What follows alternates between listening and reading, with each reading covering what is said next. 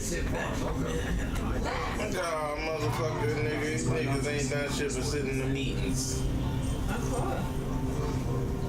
Sit in the meetings, and y'all ain't even smart. Y'all don't even bring y'all nothing good to drink. Y'all be in that joint with a fucking soda pop. Everybody be battling each other. I have my tea. Niggas like, damn, what soda pop you brought today? I don't have no soda. I'm just sitting by with a soda. That's because I'm original. I didn't get I know most people come in with nothing. I'm the one coming with some. I have tea all the time. I always come in. Have me a soda pop and some bubble gum candy.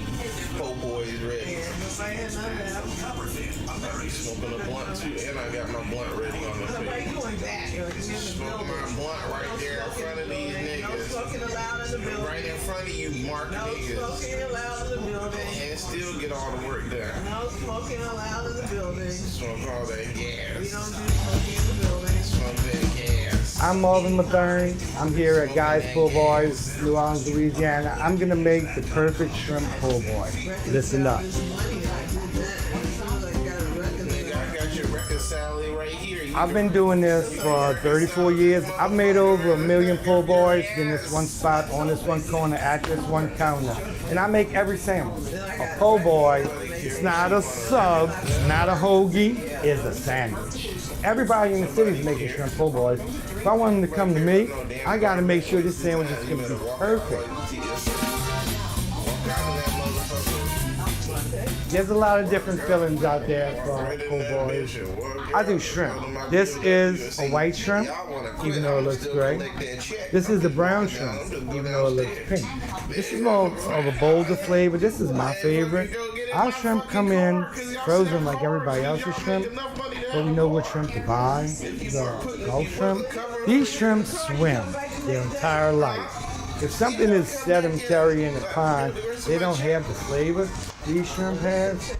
Shrimp are sold by size. This is a 40-50, so 40 or 50 of these makes a pound. It's perfect size for your mouth. Now all I'm gonna do is rinse off. I'm checking for shells, tails, pieces of head, anything that's not shrimp. This is the spot to find it right now. We're good to go. Everybody know. Eric right here. Eggs are so important to the batter. These eggs are for our egg wash. I'm not going to add anything to them. The eggs are to keep the breading on the shrimp. I want them to be homogeneous at this point. When I put them over the shrimp, I'm going to make it look like a pudding. That's what I'm looking for. All right, now I'm going to mix the flour. Yellow corn flour. Preferably this Indian girl. If I don't have this Indian girl, I am upset. It's the finest. It's so silky smooth. This is our blend. Salt, pepper, and a little secret. Put any other little spice you want to taste in it. People think, oh, it's southern cooking. You want to kill it with spice. No, you don't really want to kill it with spice. Spice is killing me. All right, so now that that's all mixed, remember I was telling you we're gonna make a pudding out of it? Look at this. See how the egg is all filled in? Looks like a lot of eggs. It is a lot of eggs. And it looks like it's gonna make the bread and stick a little too much. But Mars gonna take care of that, you'll see. Hopefully I get some money. This is by hand. You gotta do this by hand. It looks like I'm just mixing them up, but I'm not. I'm rolling them. And the reason being why I'm working it so much is I call it a yellow belly. You see the curve of the shrimp, the belly? When they pack it full of flour and they don't shake it enough, it fries into a ball and then all the outside is gonna be cooked. And when you open it up, the belly's gonna still be yellow raw. That's not acceptable. As I'm putting them in here, it looks like I'm just gently tossing them. But no, I'm kind of squeezing them. It's got a little grip to it. And then I fluff them out. You don't want to overfill a basket. Another bad move. Fill this thing up to here. The ones in the middle are never going to get cooked. See how I packed them with batter and the batter came off? That's what I'm looking for. Now I'm going to drop these in. Fryer set at 350. Here we go. I'm going to drop them. I'm going to let them fry for 30, 40 seconds. I don't really have anything timed. I'm just listening. See all the moisture is cooking out right now? I'm waiting for them to firm up just enough to where when I shake them in the fryer, I'm not washing the batter off of it. They all fry individually, and we don't get those clumps. That's not good because the middle's not gonna be cooked. I'm gonna give it a second shaking for everyone separated. All right, got our shrimp fry. Let's talk about the bread. If you can make it better yourself, make it yourself. I can't make this bread better. This is Leidenheimer, they delivered to me. These people are a little startup company, look. Since 1896, no, they've been doing this a long time. They got it scientifically figured out. It's perfect. This truly is a specific piece of bread. This piece of bread is only gonna last one day. This is a 4-day-old piece of bread. Done. Obviously, this is not going to make a po' boy. This is 3 hours old. Look how soft and sweet. I get all excited. These ovens are infused with humidity. The humidity that makes it have this crunch on the outside while obtaining the soft middle. I cut every piece of bread to order. Look at that. After a million times, that's pretty freaking exact, huh? I cut them to order for one reason, and that's because if you cut this piece of bread in the morning time, when you come back in about 4 hours or 5 hours, it's gonna start curling like this. Now your tomato's gonna fall over the side. You can't have that. Unacceptable. Tomatoes, you start with the tomatoes. If you don't have a tomato plucker with a P, you just slide it in, roll your tomato, pulls out the core. If you have to use a paring knife, I cut my paring knife down with my thumb, adjust the depth that I want to get into the tomato. Slide it in, turn my tomato, pull it out. I can't stand when somebody goes all the way into the tomato, cuts a big old hole in it, then every tomato slice has a hole in it. Drives me nuts. This is the slicer that I've had for 30 years. We go round for round. It's getting a little old, it's getting a little stubborn, kind of like me. I'm gonna open it up. About 1/4 of an inch. I'm gonna knock these out real quick for you. No seasoning, no pickling, no nothing. This is it. Tomato's gonna taste like a tomato. Now, the lettuce. Boom! You give it the pop, and the core comes right out. Trim off the little extra stuff. You're in the grocery store and you're looking at lettuce, you want the heaviest one. The place I buy my lettuce, I pick every case up that's on the top because the heavy is where you're at. I go with the shredded lettuce because when you put it in your mouth, it touches more taste buds, so you get more flavor. So I'm gonna shred this up real good. That's like fresh powder to a skier right there. Kind of crazy when lettuce gets you excited like that, but you know what? I love it when it's right. Let's put this all into action. Let's get us a po' boy made. And I'll tell you what, can't wait to bite in it myself.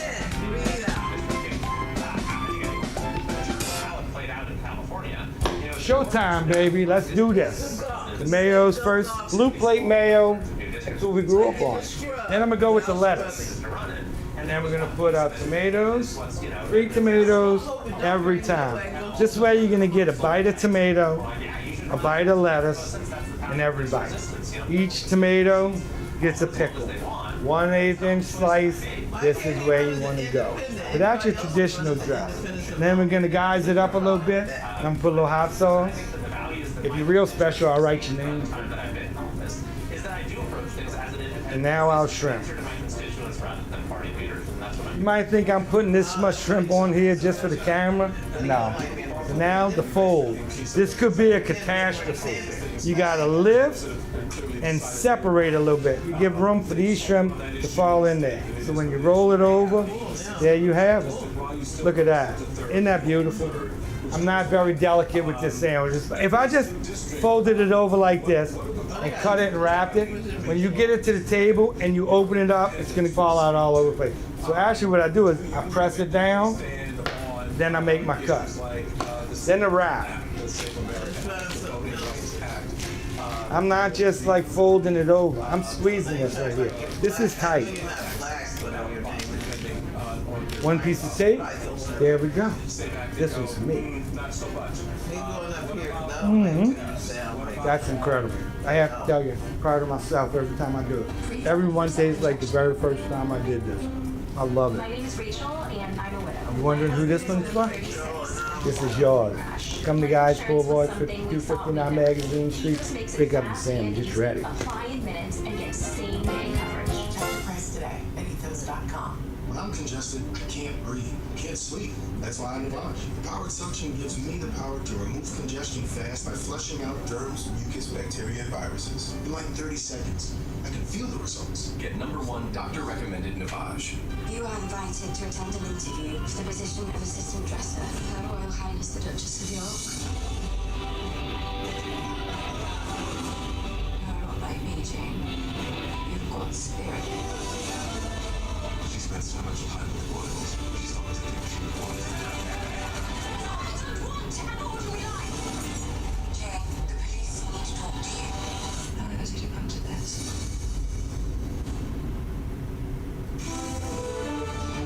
And we're back with a special edition of Out Front, the war with Iran. Breaking news at this moment. We are closely watching those 2 oil tankers that are on fire right now after coming under attack in the Persian Gulf off the coast of Iraq. Iraq's ports have completely stopped operations after the attacks.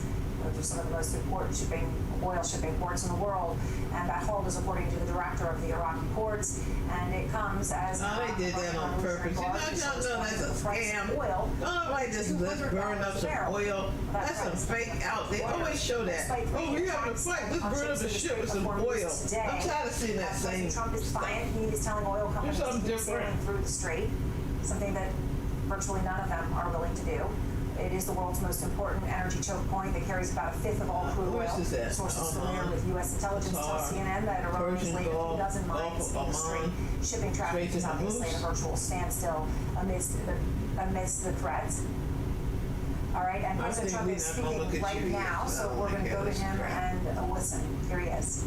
What else we got? Be doing it very quickly, and then we'll fill it up. We'll fill up our reserves. You know, if you remember, I filled them up, and then I had a deal to go at the highest level, a level that's never been, and shoot. No, that's not it. That's the wrong station. This is Alaska. We're gonna try to just push it off the vehicle. Watch your toes there.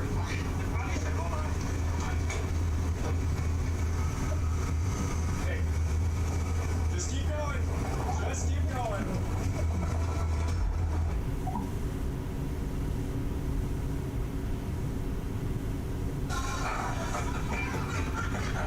Take it down, Zalanda. Do the roar again.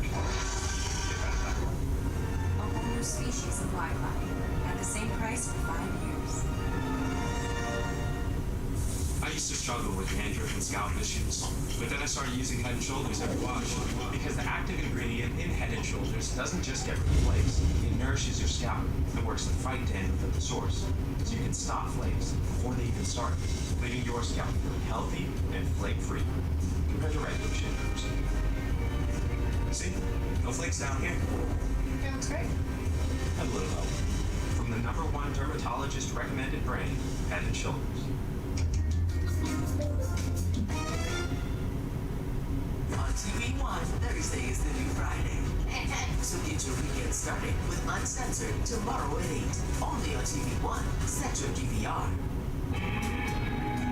You ever hear a city home like it's got a story to tell? That's Nashville. Your upgrade is ready. It's plainly. My upgrade? See y'all later. Guys, look at this one. See how she said. You think you could beat me? Beat that. Oh! Drinks on me. Never read anyone lie. Experience the sounds of Nashville with the card that's even more rewarding. Chase Sapphire Reserve. Even on an antidepressant, there are days I feel stuck in my head. Depression symptoms, like lack of interest and negative thoughts, can hold me back. I wanted to break through. I asked about Vraylar. Adding Vraylar to an antidepressant significantly reduces overall depression symptoms better than an antidepressant alone. Not for elderly with dementia-related psychosis due to increased risk of death or stroke. Report changes in behavior or suicidal thoughts to your doctor. Antidepressants may increase these in those under 25. Report fever, stiff muscles, or confusion, which may be life-threatening, or uncontrolled muscle movements, which may not go away. High blood sugar may lead to coma or death. Weight gain and high cholesterol may occur. Difficulty moving, uncontrolled movements, tremors, feeling like you need to move, nausea, constipation, insomnia, dizziness, increased appetite, and fatigue are common. Side effects may not appear for weeks. Vraylar. Breaking through to relief. Ask about Vraylar.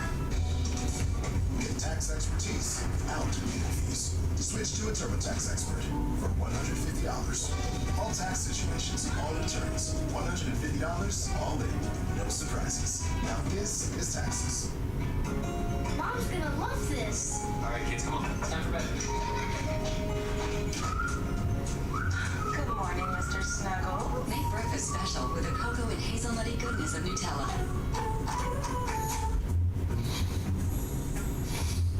Don't let congestion take over. Avernotrin. Wow, ridiculously fast nasal congestion relief. The wow is free. And now try new drug-free Avern Saline.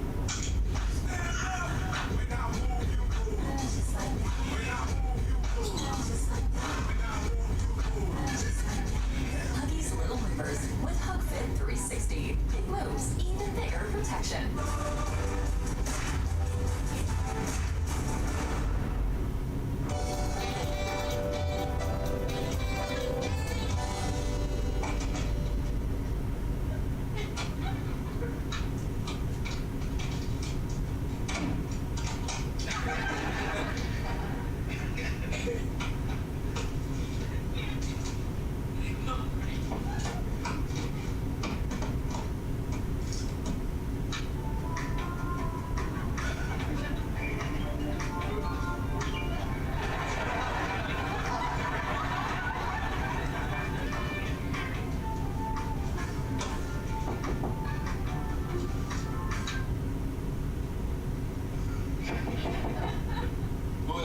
It's me.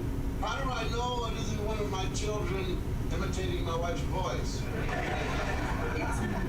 If it is you, then where did we eat the night you graduated from law school? Michael and India. Wrong! It was Mariani's. It was not. Okay. Oh, how could you forget something like that? No, I didn't forget. Don't put me in the headlock. No.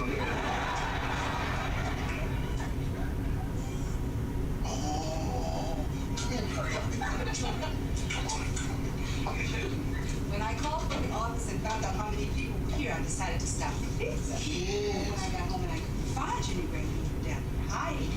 But none of the children saw you come down here, did they? Oh, no.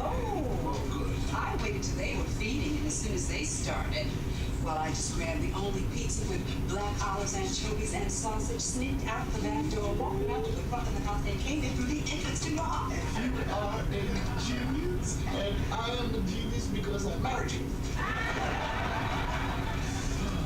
If you think we should tell the kids we're down here. Are you drunk? Dr. Huxtable, are you in there? No.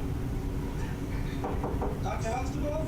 Alvin, I'm in there with a patient right now. I'm getting ready to deliver a baby. It's really important. No, it can't be that important, Alvin, because, see, the woman is going to deliver any second now. So you have to go back upstairs, wherever you are. Eddie was going to give me a ride home in his car, but he can't because your car is blocking his car in the driveway. Oh, that's nothing. I can just give you the keys to my car. You can move it. Well, we already tried that. Sandra got a hold of your extra keys and tried to start it up, but nothing happened. Well, why don't you push it into a parking space, and then I'll have my mechanic go get it tomorrow. Your mechanic works on Sunday? That's right. We're going to move that car right now. I'm really sorry about this, Dr. Huxtable. Oh, so this is where the anchovy, black olive, and sausage pizza went. You mind if I just... I've stayed too long.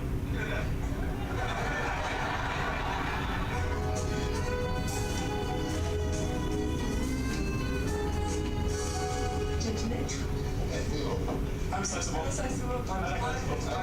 You all wearing my clothes? That's a good one. That's good. Thank you. We all went home with that change.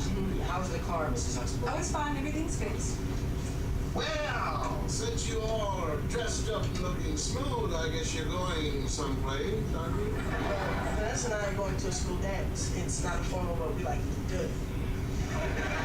Sandra and I are taking Rudy to see the Alvin Ailey Dance Company. And Eddie, are you and Denise going up? Yes, ma'am. I guess I better go check on everyone. Okay. You know, when my girls were little and I'd hold them in my arms, I always knew that they were big boys, you know, but I never figured they would be this handsome. Hey! No, come here. Now, you know this is a special occasion. Yeah. You know I want to see this. So turn around. Yes, I think a handshake is in order for this. You know, I hope you have a wonderful time. Wait. I also think that you should have, instead of 5, since this is so special, you should have 10. All right.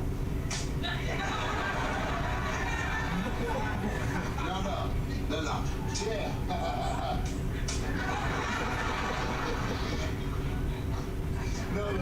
Come on, drop it. Let me see it. Come on. Lower it.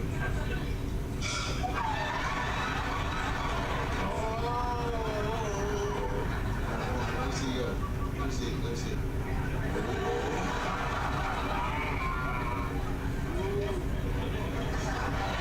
Used to do that myself when I went to the dances. You know, you had to be older to get in. You should take the mascara pencil, put it down, make the mustache. So say it down. I never said anything. I never said, huh?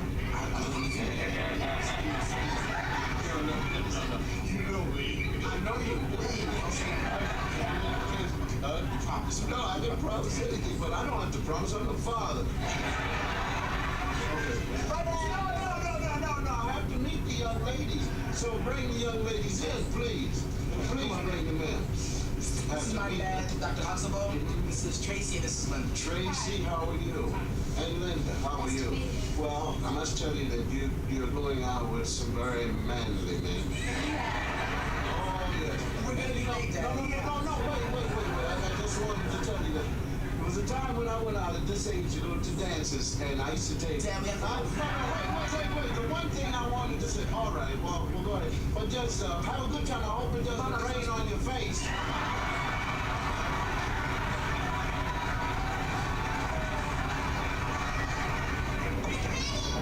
Wow!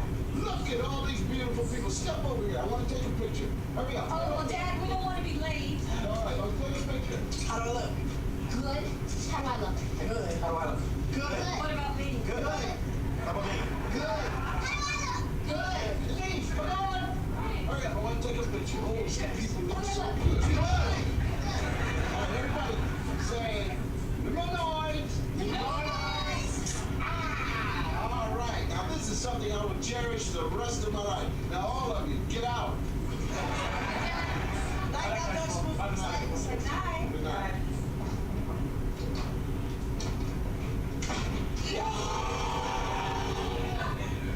Now, to sit here in my house, it's so wonderful, and read my paper. Of course, by this time now, this is not news. Mind if I turn on the TV? You may turn on our TV.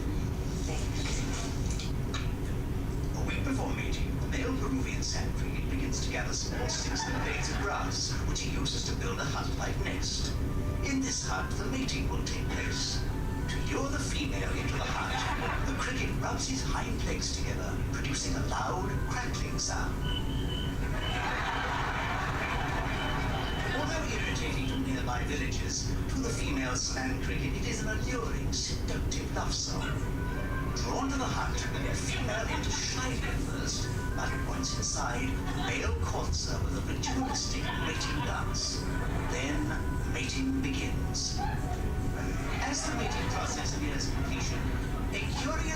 happens. The female flips the male over, pins him down, and eats him alive.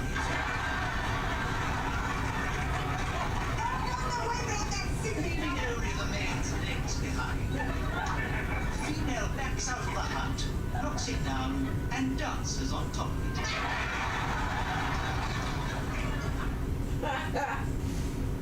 1986.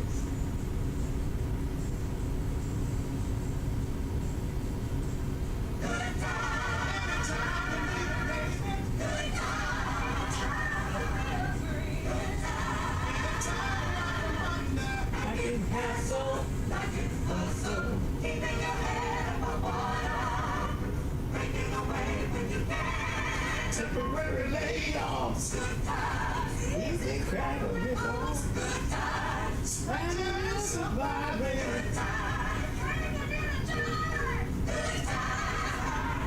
Ain't we lucky we got 'em?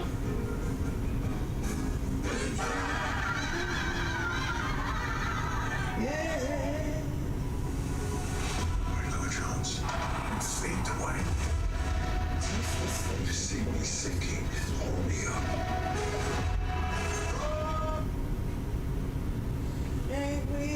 Of the escalation trap, or the smart bomb trap to be more precise. Plus, new reporting on the Trump accuser from the Epstein files and the details of her story that are checking out. And new polling that shows the Democratic momentum in the polls is real. But All In starts right now. You know that. Good evening from New York, I'm Chris. Hey.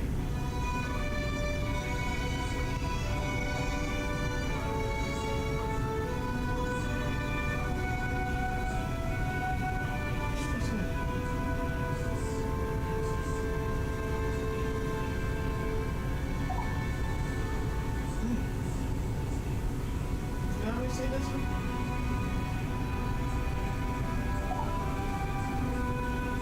Seems like I might have seen this before.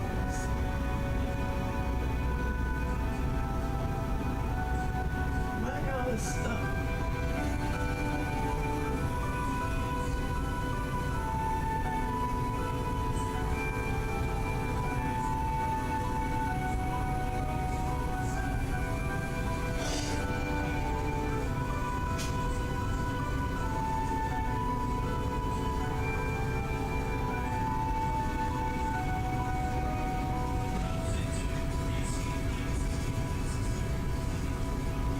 Miss Jackson, I want to thank you for agreeing to do this interview today.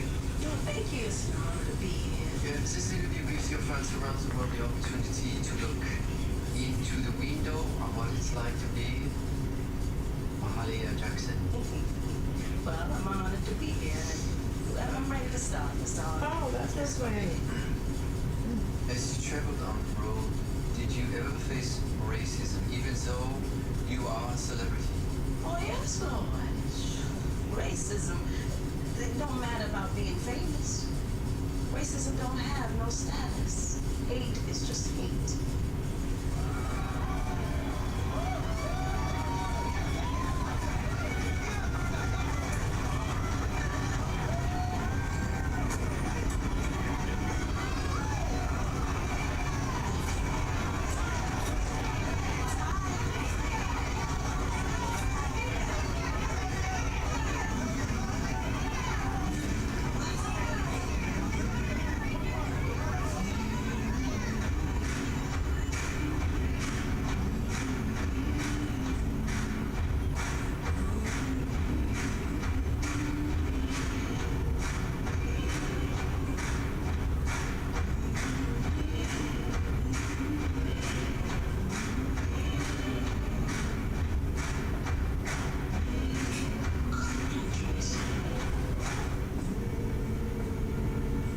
Excuse me, sir. Why am I coming through the back entrance? Collins ain't allowed to enter through the front door. They must enter through the kitchen. Sir, how do I sing and not be seen?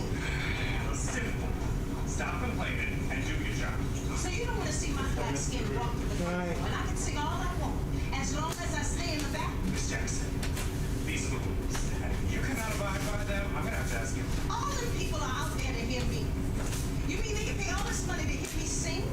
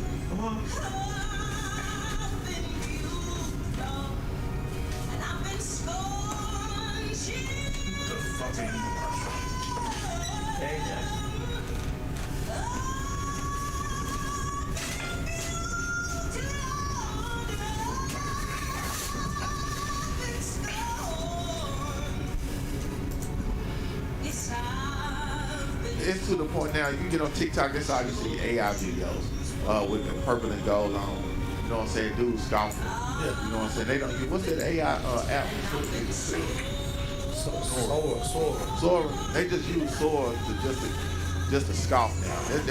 They ain't got no foundation on how to combat us, so they just got to be a comedy show now. This is crazy. All right, where did I have you?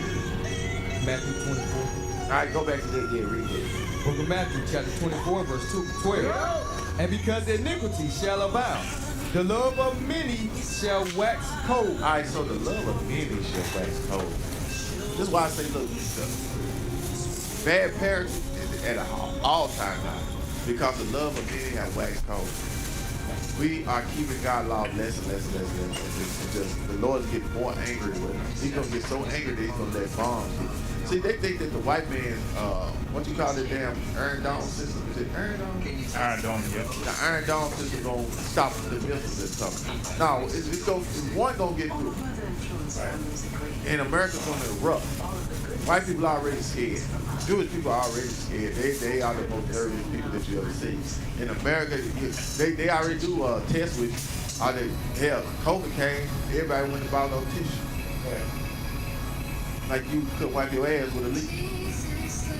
Everybody went and bought no tissue. They do these experiments, man. I'm telling you. All they got to say is, snowstorm coming. Next week. Don't you know people go clear after all the damn bread, everything off the shelf? Bread, milk, and toilet paper. Yeah, and eggs. Eggs, yeah. Bread, milk, toilet paper, eggs, and eggs. Yeah. America is already going to panic. Anything happen, America is going to panic. It's going to send the world into turmoil. Yep. And guess what? Christ is on the way. That's right. Come on. Going back to what you said about the scripture in Matthew 24 and 12, like love and many shall wax cold. What we just read in 1 John 5:3, right? Every single time when our people ask about where's the love at? Well, if you knew what the love was, that would be the preventive measure for you asking where the love is. Right. How does the God prevent all the evil from coming to you? That you enjoy and have pleasure, take pleasure in doing the wickedness. Now when your cousin gets shot, or your son gets shot, you asking where the love. Yeah, why God? Why?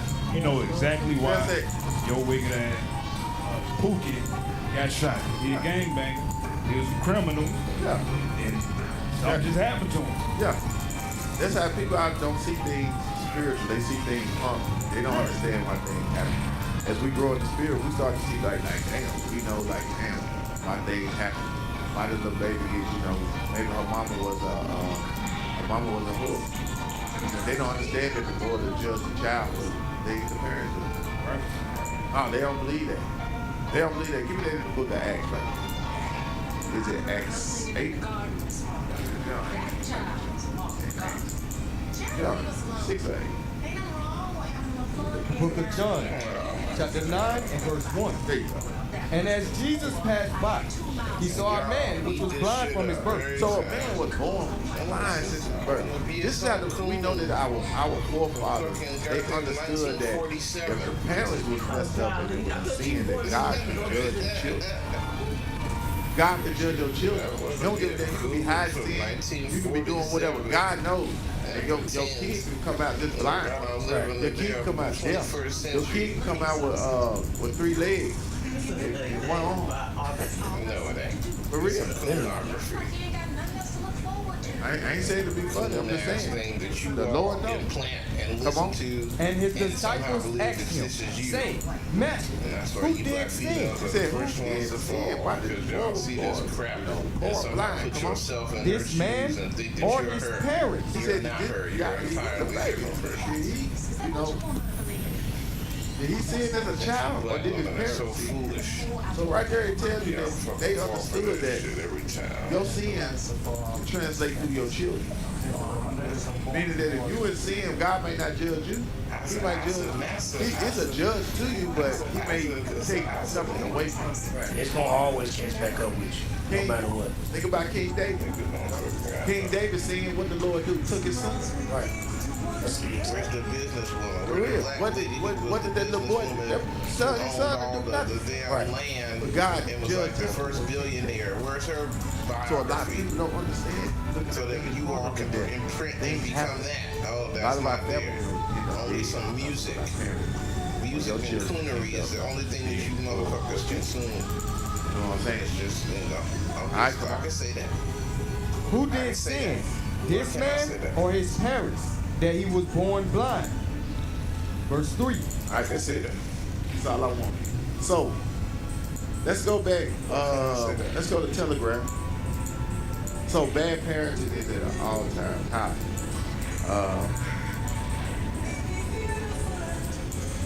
And the only cure to it is repenting, coming back to God's laws, His statutes, and His commandments. Right? So I want to go all the way to the beginning. Play this little boy with me. So this is what we're dealing with today, y'all. So I want y'all to play this. I want you let's pay attention that, we see this stuff on TikTok, we see it on social media, we see this stuff all the time. And it's not gonna get no better, y'all.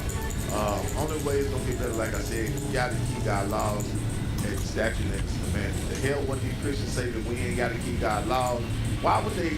You gotta know they work for the devil for us to be teaching, on bad parenting, for us to be teaching that we gotta keep God's laws, this is against God's laws, and for them to say that we evil for teaching this, that lets you know that they are evil. And they are carnal, and they are not spiritually minded at all. They cannot even see that they're teaching against us and teaching something good for the community.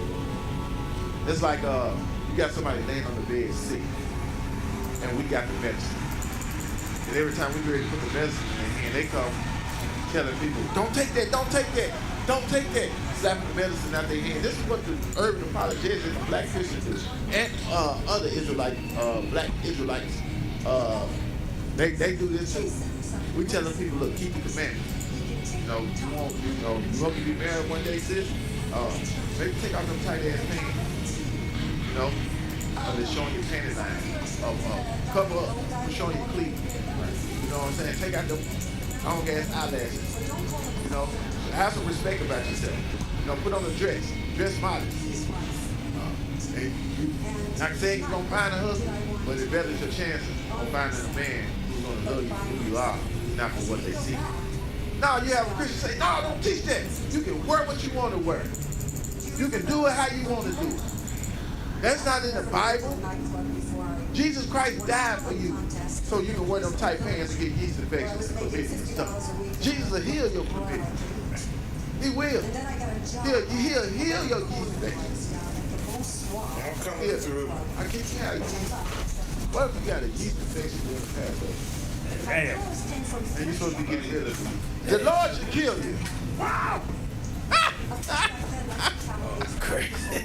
Well, man, the Lord should kill you. You got leaven inside your coochie. If you got leaven inside of your coochie during Passover, you deserve. I don't want to be me. I just say you deserve the itch for 365 days straight. You should scratch a hole in the front of your pants. You deserve it. Passover coming. You hopping along. They don't keep Passover. They keep eating. You on the Easter egg hunt. But yeast niggas. Spiritually and literally, they got living inside. Yes, they do. Hunting boiled eggs. Damn, they gonna make a damn salad. This is bad. All right, I'm gonna leave it with it. Y'all, me and Sue, they nasty too. They nasty too. Yeah, I'm gonna leave it alone. All right, come on. What did it say? What was it? All right, play the video. Tell y'all something. These niggas trying to sign me for $1,000. Man, I got $1,000. What y'all niggas talking about? I got it, nigga. Y'all gotta understand these children learn this from these fathers. They was born. I said that's why I was going through the project thing. These are the children of the kids that was born in the damn I would say in the 80s and 90s. He's just the product of it. Everything's about getting money, sell crack, get rich, die trying, paid in full, error, all that right there. This is the product. This is what our young men think. They think this is cool. That little boy ain't no older than what, 10 or 11 years old? I play the video. This is bad parenting. And some black women sitting around like this too. His mama probably won't film it. If he ain't filming himself with his mama papa. Alright, come on. I'm voting him, nigga. I'm slide on y'all block with the Glock out. He from Chicago. Shots, boy. He said, hey, stop. When he said I'm voting him, that nigga from Chicago. That's a little Chicago monster. He probably dead right now. What the hell? He said he's probably Chicago is one of the main cities that glorify violence. Chicago, New York, Memphis. Really, every city you can go to a small town. You can go to Nutbush, Tennessee. There, there's a big over there probably talking about, man, I'm from Nutbush, fool. Yeah, man, I stay right beside where Tina Turner live. Yeah, man, my granddaddy knew Ike. You know, some niggas somewhere, man, this Negro will find anything to glorify. Yeah, man, I'm from the cotton gin, man. From the cotton gin side of town. But y'all got over there some cotton, man. All white. It's crazy. We'll find anything to glorify. Come on. I come slide on y'all block with the Glock out. Hold 16 shots, boy. And 16 niggas at the same time. And he came with some hollows, boy. I already know. Nigga, ain't it? Hey, this is terrible. This is terrible parent. It's at an all-time high. There's just so many things wrong with that small clip right there. You gotta ask one, like you just pointed out, Cal. The father, first and foremost, showing the example if he's in the household. No, he's not there. Oh, they say he's not in the household. Where did he get that from? He cook half the jail. Right. Can we get that in 1 Corinthians 15 right there? I can guarantee you he's more than likely raised by a single mama or more than likely by her mother. She going to the club every weekend, doing her thing, shaking her behind. But let's read the Bible and see where this young boy is getting that idea. The book of 1 Corinthians, chapter 15 and verse 33. Be not deceived. Evil communications corrupt good manners. The Bible said evil communication. So what is communication? Your music, the TV they watch, the social media, all these things is prominent and easily accessible for our young boys to get access to. So just to go back to the point of bad parenting, when our parents or when the parents allow their children to be freely on the internet, it's the product of it right there. Things that they can see immediately, it's not going to be, hey, this is how you get a job working at a construction job or be a doctor or be some kind of successful businessman. Nah, they're going to show you how to hold this Glock. How you know it got 16 shots? How in the world he know about a hollow point? How does he know these things? He hears it on the music, the social media, and all these things that they see on a day-to-day basis. Hey, you're 100% correct. Hey, give me Isaiah 3 and 12. This is why we out pushing, man. Look, we always push. We get on the women, but we get on the men as well. You know what I'm saying? But we are always pushing that it's time for the black men to stand up and be men in the community. We've been raised boys. We've been raised to be little boys. This is why. Hey, I always say, Officer Roosevelt made a good point. All these games, you got grown men still glorifying games. Still glorify being a blood, a crib, a duty, a vice lord, a black disciple, a neighborhood this, a neighborhood that. We have failed to realize that every gang in America was started by teenagers. Right. This is why every gang, man, I'm talking about this is why every gang, put that little boy back on the screen. This is how gang members talk. For real. This is what Barack Obama is bringing out. He learned this from older people that's acting like him. Let's put the picture up. But you have to play it like that. You ain't got to put it on the screen. You ain't got to put it on. But just play it while I'm talking. This is how older people act. The older man, he's 30, 40, talking about what's up, blood? On blood, on folk them. That's what he said. He got his gun and his money. You got older people acting like a child. All these gangs was started by children. So how in the hell you gonna be in your 40s still throwing up pitchforks? How you gonna be in your 40s still throwing up a 5? How you gonna be in your 40s still throwing up, you scared to say something with a B in it? You in your 40s, you scared to say something with a C in it. My cousin did do that. He touched 30. Now what I'm saying, they think it's cool or something. You take it off school. They think it's cool. It's like, hey, you gotta talk like this, right? So if you say, what's up, cuz? You a Crip. I'm a Crip. I can't say I'll be back. I see cat, cuz. I see cat, cuz. My cousin still talk like that. That sound like that sound like this little boy was just talking. Sound like him on the screen. He couldn't even say a full down sentence. Right. And this mentality has destroyed the black community. I'm talking about, man, the game is an awful violence. It's like HIV.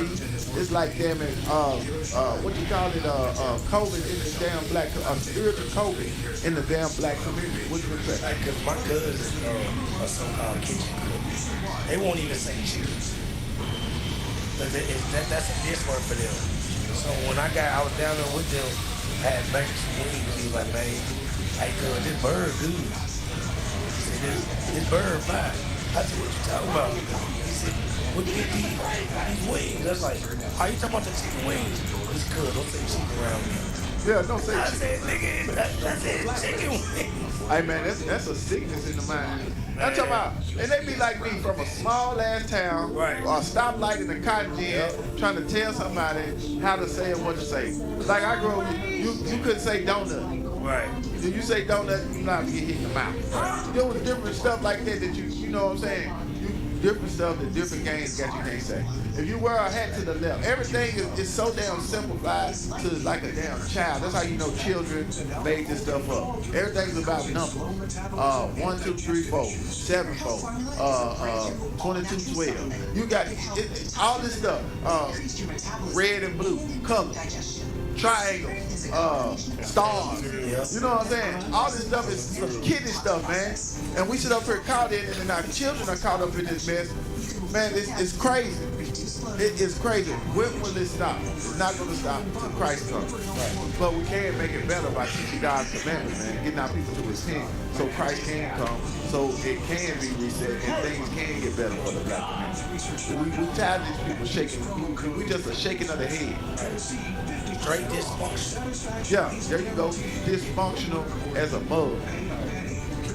Remember, Eddie Griffin had a show out. Company thing said what we call a dysfunctional family. We just a dysfunctional family here on earth. Don't know how to do nothing right. Can't do nothing. Can't come together and do nothing. Only time we come together, they'll come together and have a damn baby. And they'll leave the girl pregnant. Now there's another damn mom. Only time we come together. We come together for a basketball game. And we can't do that right. We don't show that. Come together for a family reunion. We can't even do that right. Black folks are to the point, man, look, we at the point, like I did a show a couple weeks ago, we at the point that there ain't no return.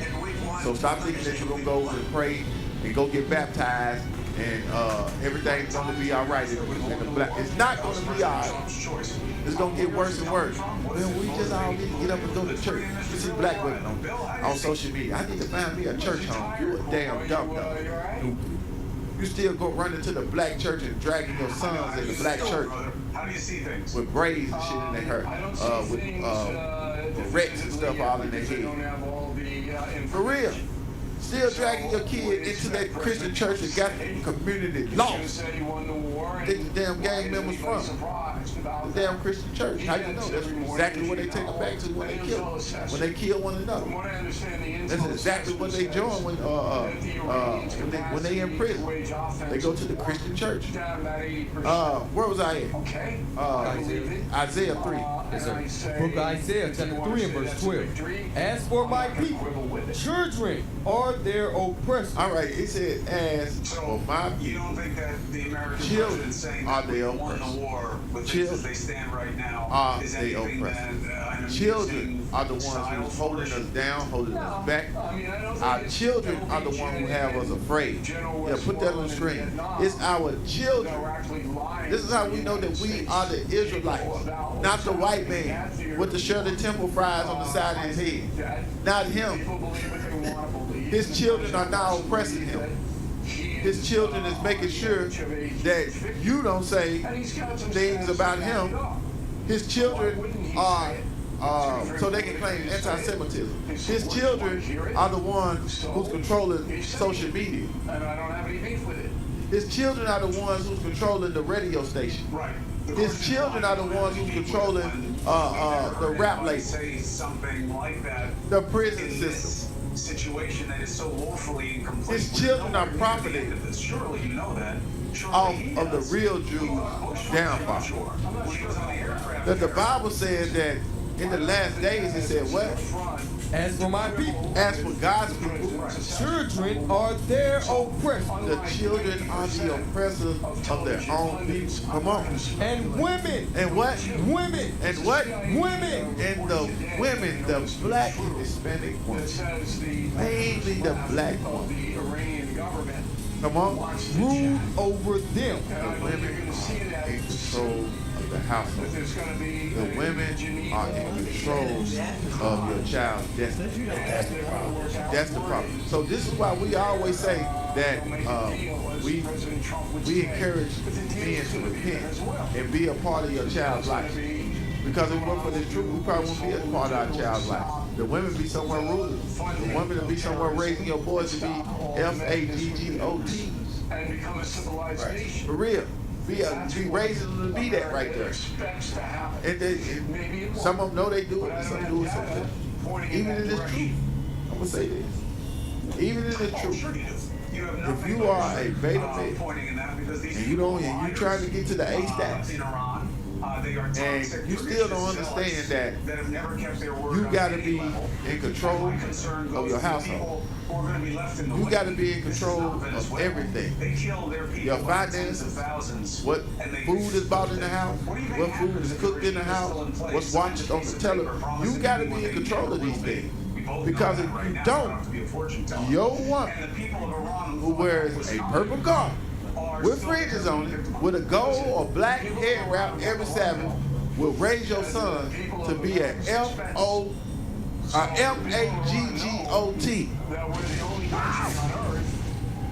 So you better just keep thinking that these women straight because they got purple on. You better be a man in your son's life. You better be a man in your daughter's life. You better look and see where your father effed up at, where your grandmother effed up at, and you better do what you got to do to change that situation for your child. Your child need to have what you didn't have, and that's a father. Your child need to have what you didn't have, and that's a real father.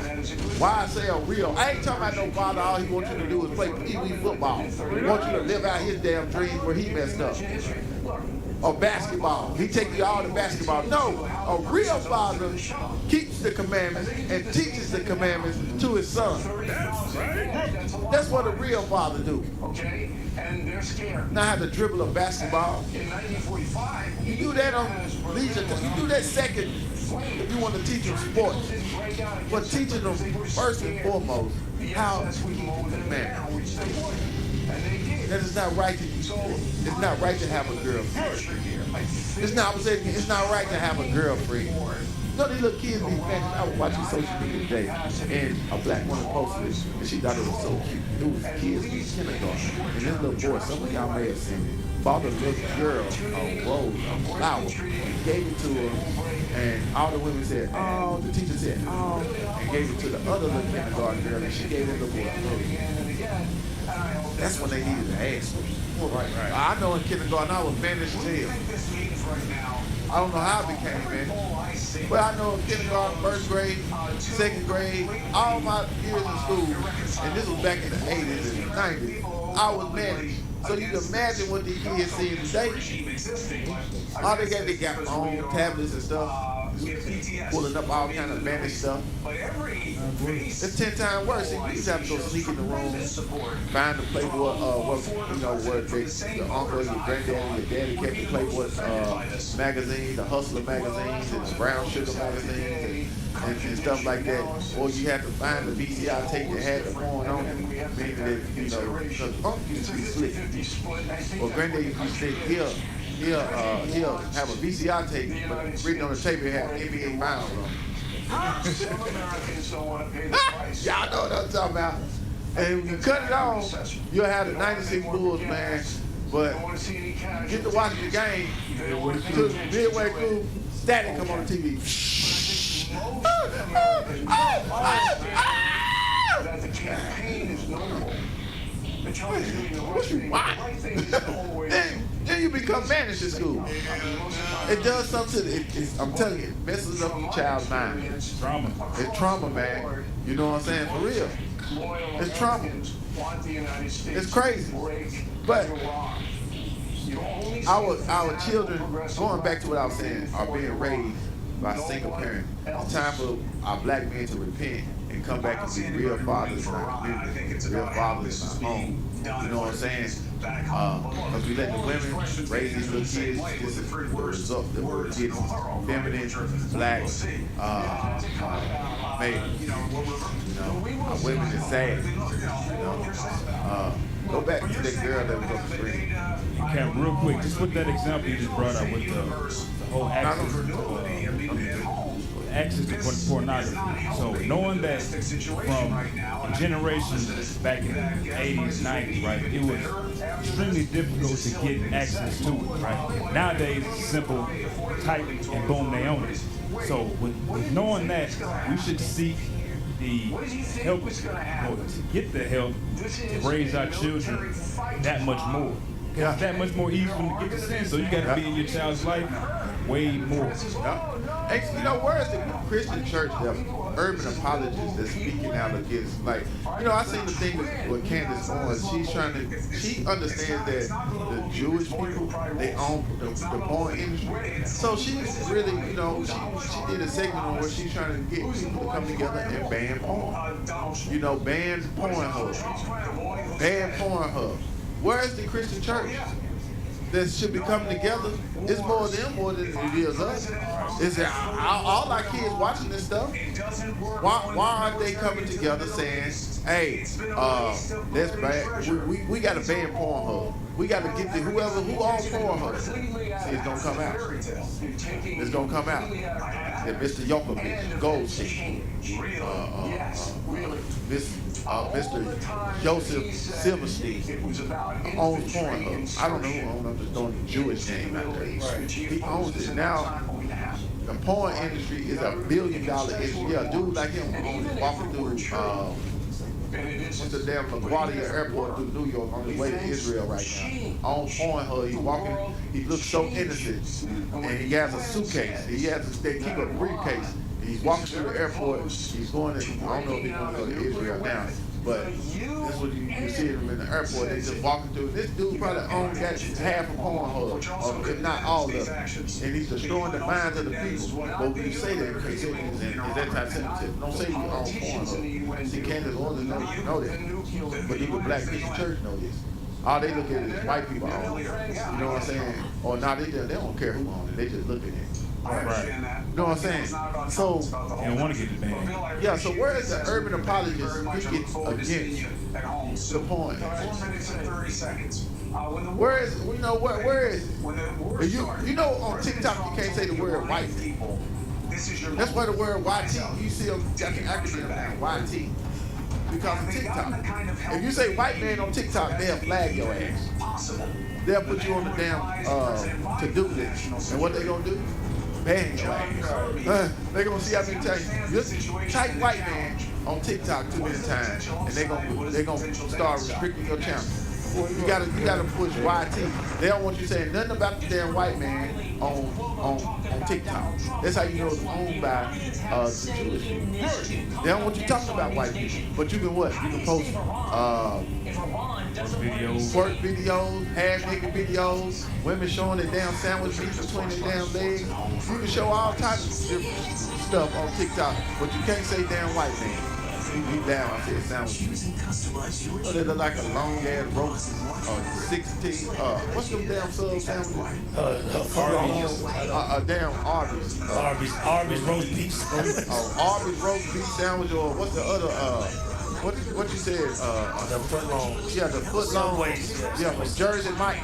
Jersey Mike's. Damn, 16-inch foot long. It just hangs. It's just disgusting. Damn, one brother said a piece of tabernacle tent. Damn. Hey, when the rain hit it, it's sad. You can't get the water off. Yeah, one of them jumps. Man, it's just bad. But you can show all that. But you say white man or you say Jewish people, they start to flag you. They the damn devil. Alright, play the next video. Bad parenting at an all-time high. Only thing gonna fix it is some fight. Come on. What is this? Okay, discussing display of bad decision, horrible parenting, and zero concern for life. Lock her up and throw away people. So check this black woman out. It's always a black girl. There ain't always a black woman. Take their advantage. Niggas academic. Negroes academic. What we saying? Black woman today because the black woman has been there for possession of our children. The white man knew what he was doing. He was cracking the neighborhood, and he told us to get caught with everything. You get caught with 2 grains of salt, you're going to prison for a long time, or you're going to be on parole or probation. He understood the duty of doing. He gave you Section 8 government system and all these things until you can't have a Negro around. So it's been left for the women to fend for themselves and raise them up. All right? And like I said, Israelites, we the only hope the black community got. Don't listen to these black Christians. All right? They are there to reinforce and to be a backup for white supremacy. That's what they're doing. They want white supremacy to continue because they think America's earned on the savior from Christ returned. All right, come on. He think I'm fucking playing with him? No, he right there. All right, so you already see she dressed like a damn transvestite. Dragon. She got green hair. She get out, she got a gun. Watch this. Hold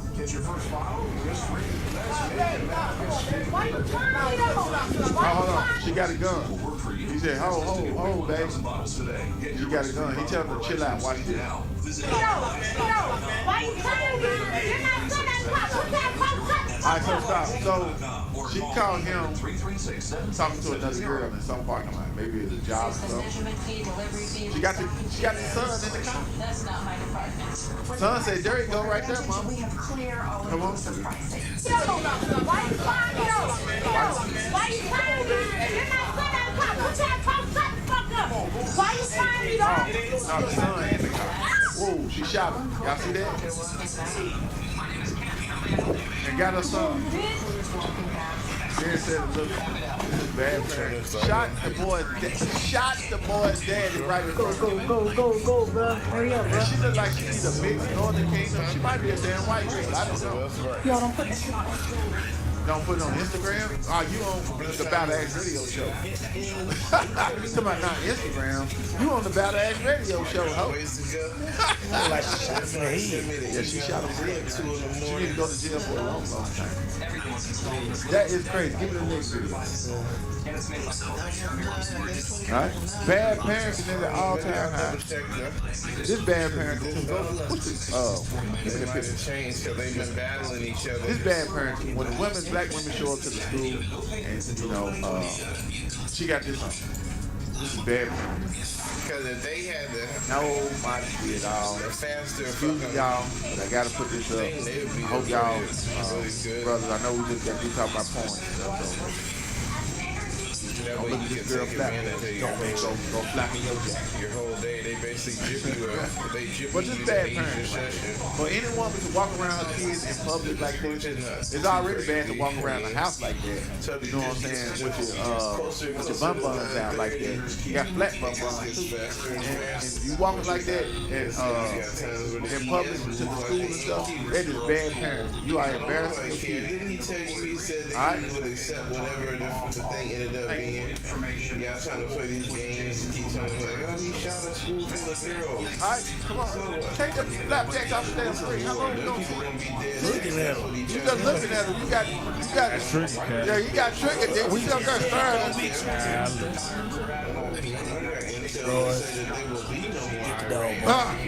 Can I get some real quick cap? You zoomed in on them jumps, boy.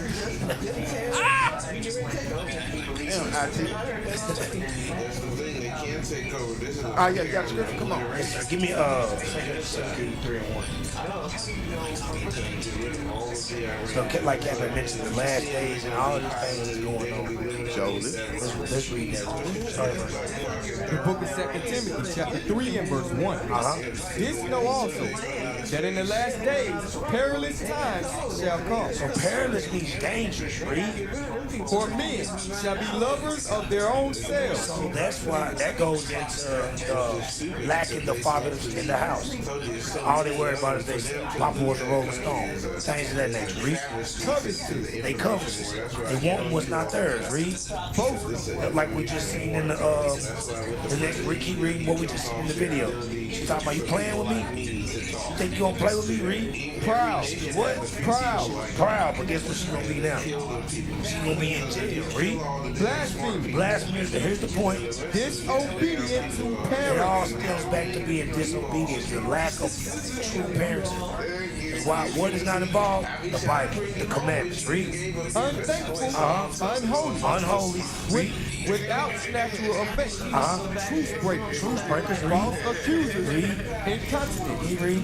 Fearful. Despisers of those that are good. Despisers of those that are good. So that's what's going on with me in these last days. And our people lack the knowledge of God. They lack the Bible. That's what we lacking in our community.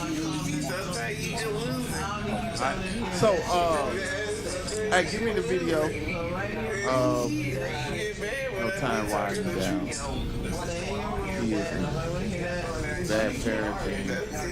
So we went from there. Give me that right there, right under the man talking. So y'all, this happened in the news, I think this week.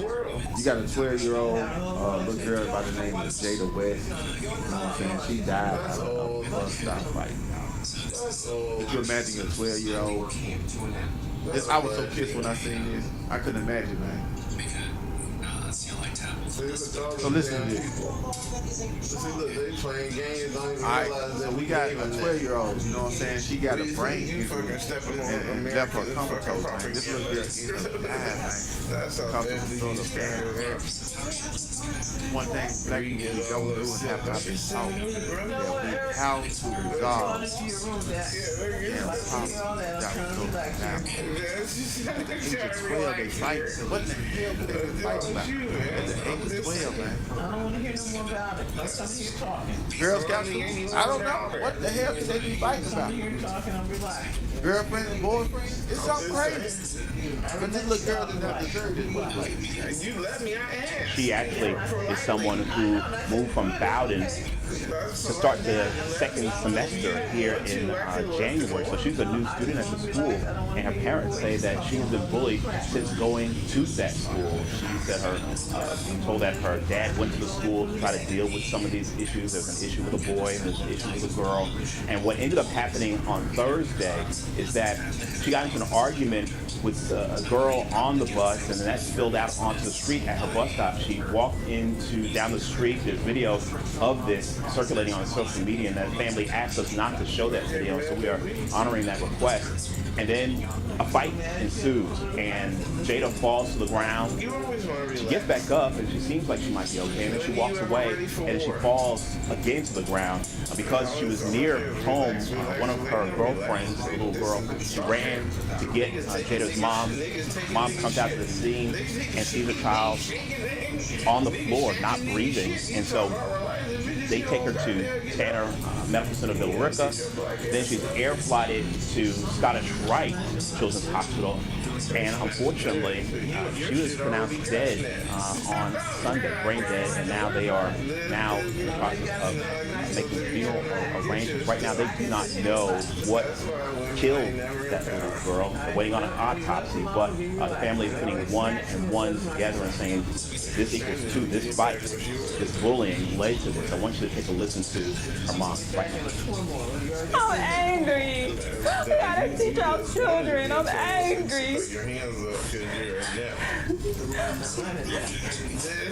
Love. You're in inept leadership. Looks like What happened to the love? the poor Iranians got that same We time. lost our love, people. And you gonna lose the game like you Teaching always do. children to love. Violence. Like that. I got some money in my room right now. So Have a heart. If you Have stole a the money, heart. that's violation already. You done fucking stole Love. it. You got She actually, Hey, so give me that imagination. She said, "Where's the box love?" of the game, you already violated. The Black Christian church said we don't have to love. That's what the love is. They say that love is done away with. Right. That's what people don't understand. When the Christian church, when these urban apologetics talking about we ain't got to keep the law, when the white man talking about in Christianity, we don't have to keep God's laws, we all in Christ Jesus, they're actually saying that we don't have to love anymore. So she asking now, where's the love? So where is the love? Read it again. Matthew chapter 24 and verse 12. So that's a point we got to make when we teach it. That the Christian church, the urban apologists, teach that we do not have to love anymore. Come on. And because iniquity shall abound, the love of many shall wax cold. That's where the love at. It's in the refrigerator. It's in the deep freeze. It has waxed cold. It's in the ground. That's where the love is. That's why our children are fighting at the age of 9, 10, and 11, 12 years old. I probably got in my first fight when I was probably about 10. Where you at in the 4th grade? About 11. That was my first fight in the 11th grade. The nigga was hating on me. Yeah, man, he was hating on me. That's all. But it's crazy though. The scriptures say the love of many shall wax cold. But the Christian church teaches that you don't have to love. They got the definition of love mixed up. Love is keeping the commandment. She said, where is the love? Give me Leviticus 19 and verse 17. Give me Exodus chapter 20 and verse 13. See, when you say that you don't have to keep the commandments, you're saying that we don't have to love, because love is keeping the commandments. So stop listening to these Christians. And I know I can hear them in the background. This is the Christian family. And she's asking, where's the love? And, and God, have mercy on that little girl. So God have mercy on her mother. You know what I'm saying? But they asking questions that the Bible, God has already answered. But these be the same people, not saying this is one people, I don't know. But these be the same people who see us in the street telling them the love of God is people. Then when something happens, they cry out, not saying her, but when something happens, they cry out and they say, where is the love? Where is the love? Where is the love? Not saying her, but they say, where's the love? They cut the when they go out, they'll smoke a blunt, drink a bottle of E&J, and they'll be fighting at night with somebody else. Because our kids learn these behaviors from the parents. Everybody child don't have a fight spirit. Everybody's child ain't seen their mama get knocked upside the head, or their mama talk to them like a dog. Some of these women talk to these children like a dog. Some of these men talk to their kids like a dog, like a nigga in the street, like a hoe from around the way. It's crazy, come on. The book of Leviticus, chapter 19 and verse 17. Thou shalt not hate thy brother in thine heart. See, if we are teaching this to our kids that you're not supposed to hate your sister, you're not supposed to hate your family. We're not supposed to do this. It don't matter if you from another school or you from another town. If you see her, you treat her as family. But we're not being taught that. Another kid, a black kid, go to another school. The first thing the black kids do is look at what they got on and talk about it. Look and see if a hair comb and talk about it. This is what they do is start bullying and start talking about it. And to the point then when you say something back, now she said, look, girl, want to fight you. Now it's leave me out the school. I know she ain't talking to me. They learned this behavior from inside of the single parent household. They learned this behavior from inside of the single parent household. It's crazy. Come on. Thou shalt in any wise rebuke thy neighbor. But we're supposed to correct one another. Come on. And not suffer sin upon him. Right. Give me Exodus. Give me that. Exodus chapter 20 and verse 13. So remember, the Christian church have taught for decades, for centuries, that we do not have to love. We do not have to keep the commandments. The love is done away with. The commandments are done away with. So they say that we, what? Read that. Thou shalt not kill. Thou shalt not kill is done away with. It's okay. This is why 12-year-olds are ending up dead. This is why our teenagers are in the mess they in. This is why we can't go nowhere. Because I don't know what's wrong with the damn black urban apologists and black Christian church saying that we don't have to keep God's commandments. And we go outside and we look at our community and we need God's commandments. But you say, but we ain't got to teach them. That's why God says you got to keep them in order to inherit the kingdom. The kingdom gonna be right here on earth. Ain't gonna be no little girls fighting and killing one another, banging on each other. It ain't gonna be none of that. Give me the last video. No, we're gonna close it out. No.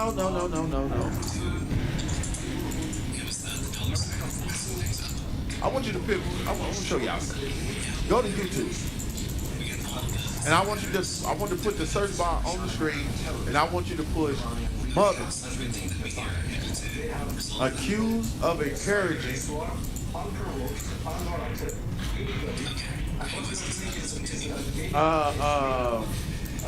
daughter to fight, something like that. Put something like that. I want y'all to see this stuff. It goes on more than what we think. It goes on. Now move that off the screen. Be off the screen. All right, and I want you to read these titles. This stuff been going on, and we just gonna scroll down. We ain't got time to push them on another class, on another show. Maybe I'll push them and we can go through and dissect this stuff. It says, mother regrets encouraging daughter to fight in class. It's 1 minute. Push it. I'm sorry. We're gonna go down to this. Without actually laying the political foundations. Military foundations is fine. Go back to 7 more minutes. Listen, y'all. Teenager's mother said her daughter was getting bullied and wasn't getting the help she needed. It all ended here. Hey, don't that sound familiar? Teenagers fighting, and that's the mother yelling. It sounds familiar. It just happened to little Jada. This happened years ago, and it's happening again. Black people, we've been doing this. Come on. For a daughter to keep fighting. Teenagers. Hold on.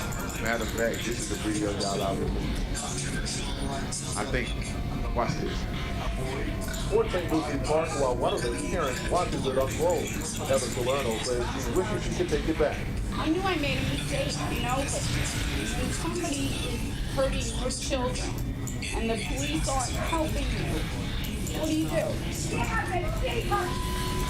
Salerno says for the last month, a classmate has been bullying her daughter by sending unwanted text messages to her and posting mean things about her on social media. All right, so this stuff been happening, y'all. This stuff has been happening. All right, so I guess it's going on in the white community too. It may be white, I don't know. Go to the next one. Go out. I just put this back up in the search bar. Yeah, I just read that. Mother charged following shooting, encouraging children to fight. So the mothers are encouraging the children to fight. Now we know this is black folks. We maybe, I don't know. How long is that? 2 minutes? 2:47. All right, go down. What does it say right there? Second. L.I. mom accused of having daughter in fight with another teen facing judge. All right, so now the mother is helping the girl fight. All right, go down. All right, that's the woman right there. She went to jail. Keep going. Keep going. Mother accused of encouraging fights in school parking lot. See? All right. 8 years ago, come on. Hold on. Go back down. Mom who jumped into daughter's fight charged. All right. Keep going down. Mother arrested for encouraging fight. All right. It said parents accused of encouraging daughter to beat classmate say allegations are false. All right, but they went to jail for it. Mother, hold on. Mother arrested for encouraging daughter to fight. This stuff goes over and over and over again. Keep going down. It said Cleveland mother accused of burying his daughter. No, keep going down. Let's see that document. That was crazy. Mother and daughter arrested for school brawl. All right, this is called bad parenting, y'all. Bad parenting. Keep going. Mother and daughter speaks out about school fight controversy. Keep going down. Says Florida mother arrested for encouraging daughter to fight in school. You see, this stuff goes over and over. All right, keep going. 10 days ago, it says mother arrested for a shocking fight with daughter-in-law. Okay, this is Esau. All right, keep going. I'm looking for the, hold on. Go back. This may be it. Mother fight with school issue after she said she was arrested. And somebody in the chat may know, it went viral. I seen it this week where it was a mother and she had 2 daughters who was fighting and she was trying to make the other daughter jump in and the other daughter did not jump in and she slapped the thigh and you can hear the slap on the tape. She knocked the thigh from her. Anybody in the chat, did y'all see that video? All right. What is this? Keep pulling up. What is it? I think they was outside, but you can play it. This is.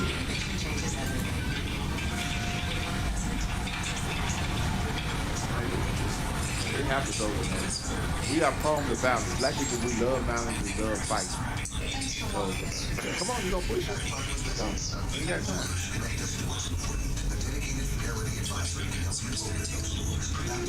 I put the volume up.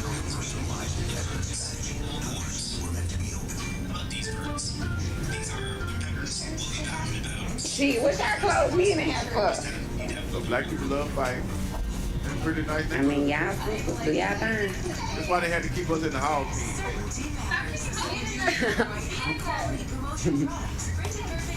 Alright, stop it right there. That's boring. Let's see some real fighting. Go to the next clip. She said they were sisters. Yeah, they neighborhood too nice. Yeah, they fighting over damn peanut butter jelly sandwich. Right. They fighting over the remote Whoever control. win get the last bag of chips. That's that type of line. Yeah, they fighting over the remote control. Right. One don't want to watch this on TV though. Right. Don't. Play this. My turn. This is where they get it from, the grown people.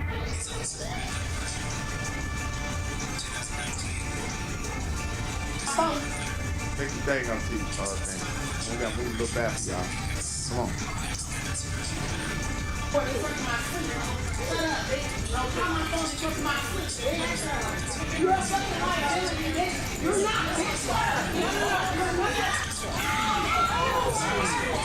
Alright, so stop it.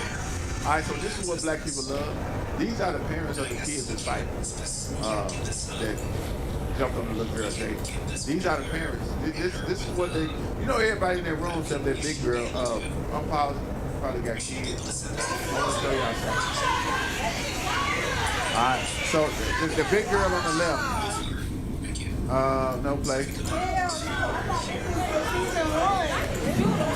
All right, stop it. All right, go to the next video. Everybody in the building probably got kids. That's the sad part about it. And their kids are, yeah, addicted to the trumpet and the drum. Okay, play this video right quick. This stuff spills over into the black community far too much. Everybody, black people love violence. It is what it is. We are prone. We love violence. We addicted to it. We don't know how to act. We don't matter what we do. It's bad parenting. What the hell did you spray?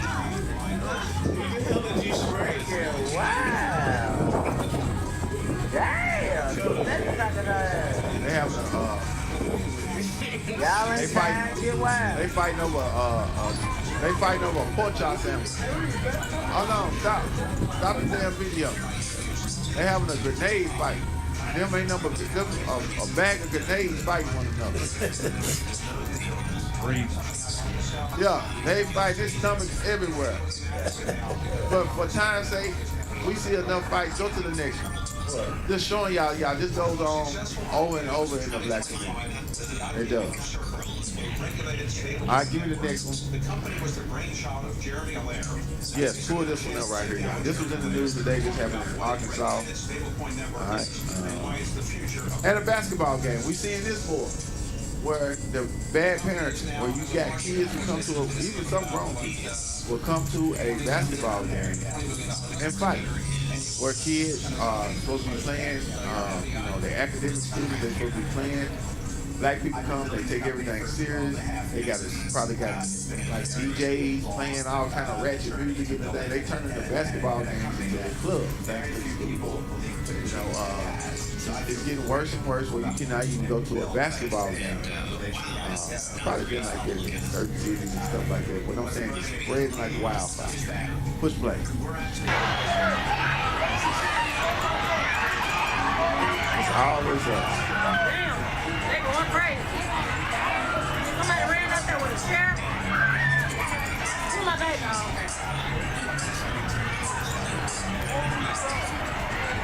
See, where my baby? Damn. So stop. It's a cycle. Like, where my baby? No father there. A parent have been like, should have been like, hey, let's go. It's time to go. Everybody want to film until shots rang out. Then she be crying, asking where's the load. Next video. It might be a blue clip. Another all right. Go down. Right. Can you take this off? When I'm looking at it over here, I keep seeing take this off so I can see what you did. Alright, yeah. Alright, now pull it up so I can show you what's going to play.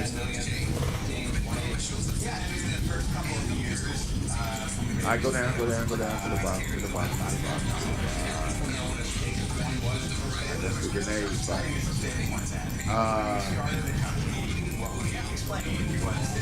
Let's push it on up. Go to at Wendy's right quick. Bad parents. When they say at Wendy's, see it? Yes. Pull up there right quick. Like the web protocols or email protocols or voice protocols and all these things. Alright, put this up. This is very complicated. That will allow various forms of dollars to be. Why young adults are breaking down mentally. So we are in a mental crisis now. This is why y'all say, just like they had the crack and cocaine epidemic, well, we had civil rights movement, crack cocaine epidemic, now we have psychological warfare. This is why y'all seeing us act like this, y'all. We are at war. It's a mental war going on, psychological war going on, all right? Facing a serious mental health crisis. My God. At the fast food restaurant. Wendy's. So they at Wendy's acting a fool. This is bad parenting. It's always black women doing stuff like this. This is why the black woman is the most least desirable woman on the planet right now. Nobody wants to be with her. Nobody wants to have a relationship with her. No one wants to marry her.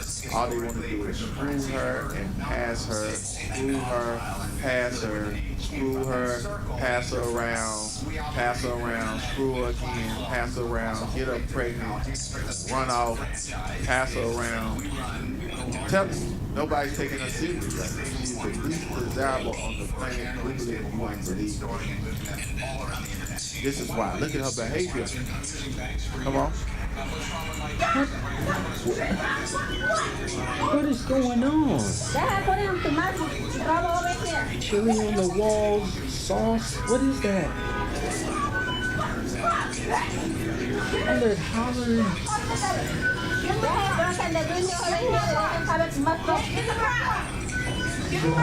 That's some piercing. This is crazy. I knew it. Look at this.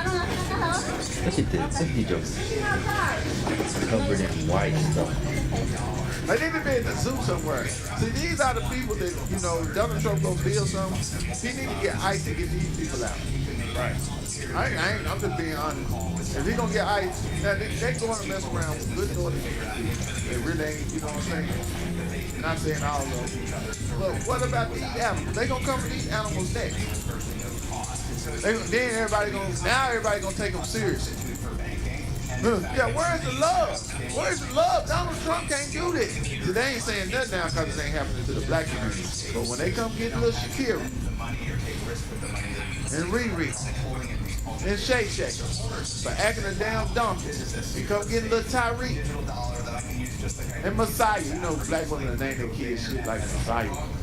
He's the roughest nigga in the community. You know what I'm saying? They'll name him something like Zion. Man, he's a demon. Zion, he's a demon. All right, go to the next thing, man. I wish I was going to play more. Go to the game. Maybe I had something. All right, so y'all, hey, that's it. Look, man, we got to end the show right there. Hey, all praise to the Most High, man. I hope y'all enjoyed this episode right here, man. Don't forget to tell your mama friend. Y'all got something else y'all want to bring out before you close out? Hey, no, I mean, we brought a lot of wicked situations up, but like we briefly mentioned, this is an example that we need to watch out when it comes to action. Yeah, especially in the public school system, man. You know, that's why it's important, man. Look, homeschool your kids if you can. All right, homeschool them, man. Look, get them out that public school system if you can, man. Let the white people run that damn school. Let them have their nice little Christian schools, man. Y'all need to bring the black kids out of that atmosphere.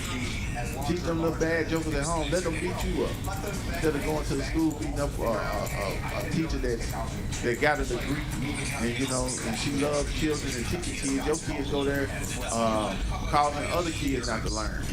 Why don't you teach that little bad joker at home? But anyway, man, look, when everybody get their phones out, man, don't forget to donate to the IUIC Booster Club, man. The QR code is on the screen during the whole show. Don't forget to donate to the Booster Club, man. Get your phone out, and you can text the number right there, man. Donate, man. Look, we got to get this truth throughout the four corners of the earth. Don't ever let nobody tell you that the Israelites are only in the Bronx. Right. In Watts. In North Memphis. Or in South Memphis. Or in the Pork and Bean Project. I watch a lot of first 4 days. And in Miami. The Israelites are scattered abroad, so we got to get there. You know, we got to get there. We can't do it without your help. All right, so don't forget to subscribe to the IUIC social media pages, right? You know what I'm saying? Don't forget about IUIC TV. That's on Roku. Yep, it's on Roku. You can catch the classes there. All the exclusive breakdowns and stuff like that on IUIC TV. And we got Facebook, we got TikTok, we got, man, Instagram. Yeah, we got all of that right there. So make sure, we got Rumble. Get on everything that y'all know we on. It ain't no excuse to be watching baddies. Right. There ain't no excuse, man. Don't forget to subscribe to the IUIC Chattanooga page, man. The subscribers are growing. All right, so, hey, you don't know what Chattanooga is? It's between Nashville and Chattanooga. I mean, Nashville and Atlanta. Right. Somewhere in the mountains, man. Right. Lookout Mountains, you know what I'm saying? So, subscribe to IUIC Chattanooga page, y'all. All right? Say, once again, man, give a double honor to the bishop who ruled well, over the congregation, man, the deacons, the captains, the officers, everybody, man, that's holding it down, that's keeping God's laws, statutes, commandments, man. Hey, keep doing what we do, man, to either you leave this earth or to Christ come, man. We gotta keep just enduring. We gotta keep doing. Once again, shout out to the AV team behind the scenes, making things happen, man. So with that, look, we say shalom, more time Christ man, so we'll see y'all next Wednesday, all right? Shalom.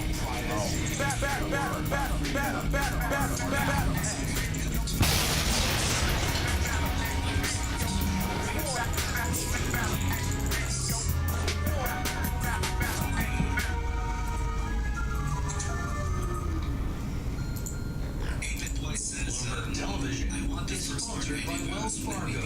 We're helping our clients horizon. This is probably more.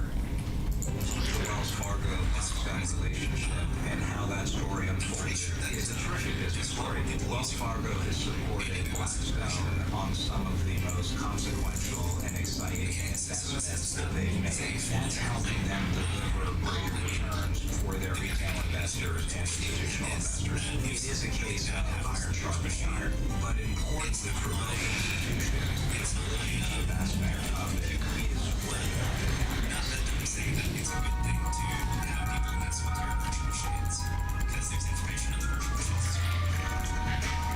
So you can account. So you're sending it to Microsoft Azure, on another device located in Canada. Where were you born in Canada? I was born in Philadelphia. It was not even close to 6 of given my age. Okay. And then your family moved from there? We did. We moved when I was around 11 years old to a small town in Minnesota. Southeast Minnesota. So you moved to Minnesota, and you have a brother? My brother, yes. I have a brother. Okay, and he's actually DC. Oh, there it is. Okay. So there's not the same hairline you have. Okay. All right, so, you moved to Minnesota, and were you in school? Yeah, this was from I was more interested in debate and model United Nations. All right, so you did well in high school, I assume, and then where did you go to college? I went to McAllister College in Walter Mondale, Kofi Annan. Yeah. Okay. Mondale, thanks. More famous than those guys now. So when I graduated, it was 1993, and I thought I would get a job in policy work because I did political science and philosophy. And there wasn't really easily accessible policy work. But while I was in college, I had become really obsessed with the internet in pre-commercial internet days, starting in like 1990. I was really excited about it. And shortly after graduating college, I just said, you know what, this is going to be the future, and I'm an internet consultant. So I decided I'm an internet consultant. What did your parents say? They said I was like that. I was very concerned. Very concerned. An internet consultant, because in 1990 there wasn't much internet, was there? Yeah, I mean, there was Gophers. Okay. All right, so as a consultant, do you have any clients? I did. So I started working with, I got connected into marketing agencies, some PC firms, others, basically who wanted to, and this was in 1993, the very first web browser, the very first graphical web browser that came out in 1993. And I got really excited that, wow, this is going to reshape how communications and software works. And so I just said, everyone needs to build on the web. And so I started creating web stuff. Clients that was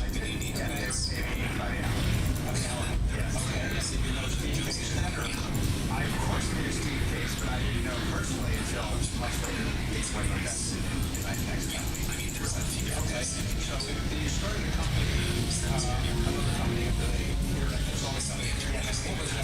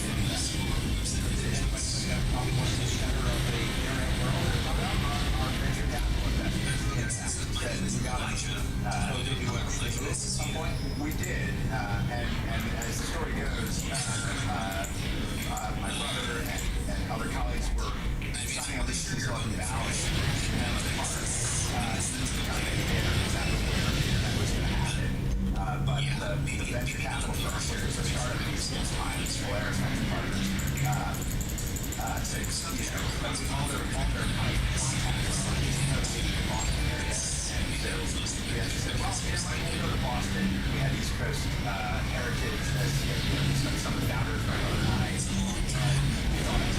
building a company, a tech software company there was sort of easier than being crowded out. Okay, so you moved to Boston. How big did the company become? So that company grew to over $100 million in revenue, went public in early 1999.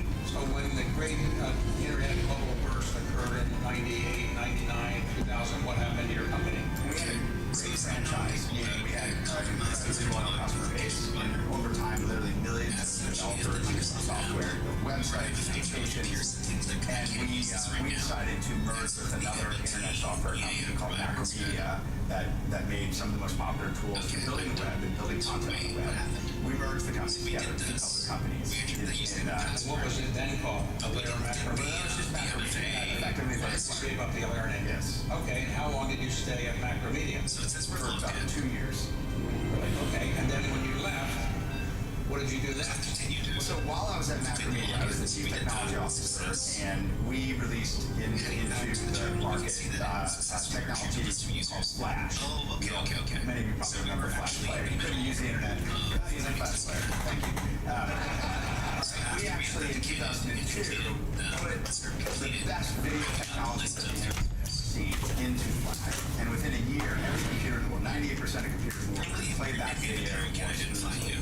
And I got very excited about this, and I got excited that this would be a video publishing revolution, and that every person, every business, every media company could be transformed, and essentially television would lead to the internet.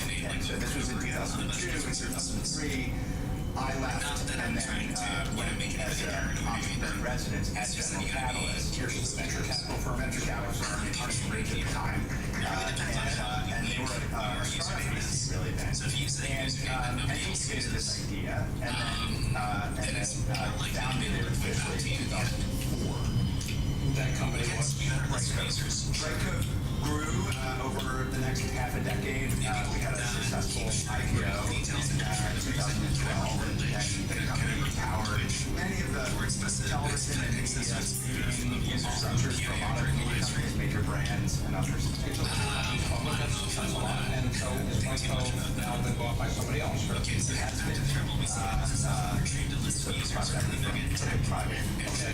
So after that company was bought or sold, I took Brightcove company in early 2012, and I got immersed in this whole technology of crypto later in 2012, and then I stepped down as CEO in the beginning of 2013, and then I started Circle. When I started the company, I told these early employees and the early board members and investors, this is like a 10 to 20 year thing to accomplish what we think we can accomplish.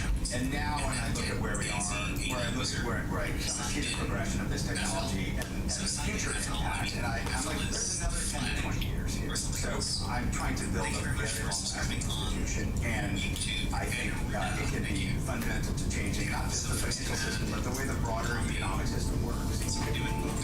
Over the next 10 years, there are going to be very significant internet financial platform companies that are major utilities for the way the financial economic system works. And we hope to be one of them. We're working on that. Not that I'm, super paranoid. It's just that, we should be doing our due diligence.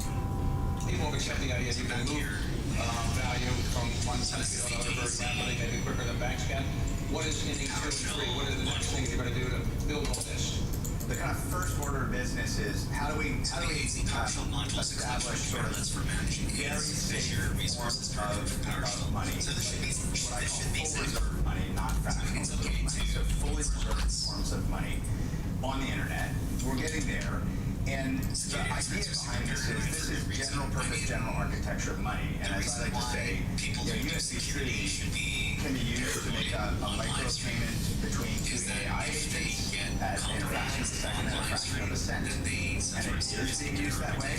And it can also be used between two huge institutions to settle $1 billion transaction and everything in between. And I think, so we're just getting to that point, and now enshrined in law, this can be utilized, whether it's in things like capital markets, or in lending, or in payments. It can be used in all these different areas. To have a stable coin and make it stable, you need to have something behind it, which is, let's say, dollar reserves. That's right. So, there's where you get your dollars from. People give us their dollars. They give you dollars. Yes. Do you get interest, or what do you do? We do not pay interest. We're taxed all around the world, and we're prohibited from paying interest. Reporting for misinformation when the Wells Fargo Blackstone relationship and how that story unfolded is a terrific business story. Wells Fargo has supported Blackstone on some of the most consequential and exciting investments that they've made. That's helping them deliver greater returns for their retail investors and institutional investors. It is a case of iron sharpening iron, but importantly for both institutions, the relational aspect of it is where magic happens. From the module that we need to use. All right, so let me ask you, I want to know about the future, because the future is what I'm going to ask. So, is artificial intelligence going to be good for society and are people going to lose their jobs, or are people going to get more jobs because of artificial intelligence? It's very likely, in my view, that artificial intelligence is going to pretty dramatically disrupt the labor market as we know today. And it's going to, I think there's huge numbers of human labor jobs that will be replaced by AI. Not private equity, though. Never. I do think that there's going to be a huge amount of displacement from AI. And at the same time, and this is what I tell all my employees, we have a very aggressive AI adoption posture in our company. And what I told every employee in the company is, you want to become really good at using it. It's sort of like when personal computers came out, you could have chosen to learn how to use a spreadsheet or a word processor. Or when the internet came out, you could have chosen to decide to figure out all this stuff. These are choices that people make, and in their careers they have to make these choices. Not everyone has that opportunity. So I'm just obviously because I'm sort of shepherding this, but my view is that the abilities that people have and do have already through the application of AI are extraordinary and will continue to be extraordinary. So human capital and AI labor are gonna work closely together, and it's that orchestration of that is going to be some of the highest value labor that's out there. What about quantum computing? Is that the next wave of the future? Is that going to happen? All of the fundamental infrastructure that we run on is built on cryptography. Crypto is cryptography, and it's applied cryptography, and it uses cryptography for security. It uses cryptography for kind of systems to prove data and other things. And so cryptography and the resilience of cryptography is a really critical thing. And so when people think about quantum, one of the first things they think about is breaking cryptography. And if you can break cryptography, then all bets are off, right? You can just pour into an energy grid, or you can take over banks, you can do whatever. And so as we build our system, we are studying what is quantum cryptography going to look like? What is quantum resistant cryptography going to look like? And we're actively working on engineering and working in communities that are working on quantum resistant tech. Now, when people sort of say, well, what's the time horizon on that? You hear a lot of different estimates on that. But I think we feel compelled that in 2026 and 2027, we need to have infrastructure that is quantum ready, if you will, from a security perspective. So I don't know what that means in terms of when it's available. Obviously, the implications are extraordinary in terms of this scale of compute and what it can be applied to. And obviously, when we think about quantum in coordination with other technology things that we have going on, it's no technology realm. So this I'm using what I call last adopter. I'm still trying to use a BlackBerry, but nobody else wants to. So what do you use for technology? How many computers do you have? Do you have iPads? How many smartphones do you use? And how often do you spend how many hours a day do you spend looking at your screens? I use an iPhone. I use tablets. I use laptops, and I have a variety of those. Some that I will use strictly for personal reasons, and others for. And you worry about people hacking you, so absolutely. So you have a pretty good anti-hacking system. We have a lot of cybersecurity. What do you want most people to leave here tonight knowing about Circle? I would say a couple things. I think the first is that we're still at the very early stages of this technology, and while the aggregate numbers sound really big, there's trillions of dollars of transactions and all this stuff. We're really early. And if you think about what Circle's trying to do, we're not just our stablecoin network. We're building a whole set of infrastructure, operating system infrastructure, platforms for developers, these monetary systems, and utilities to use all this. And our view is that over the next 10 years, there are going to be, just like we've had internet platform companies that came out for, say, communications or for digital media or for selling products and services or for mobile handsets and other things. We believe that over the next 10 years, there are going to be very significant internet financial platform companies that are major utilities for the way the financial economy work. And we hope to be one of them. We're working on that. You can use this ebook right here, the Shine 31 flag. For Television is sponsored by Wells Fargo. We're helping our clients reach the next horizon.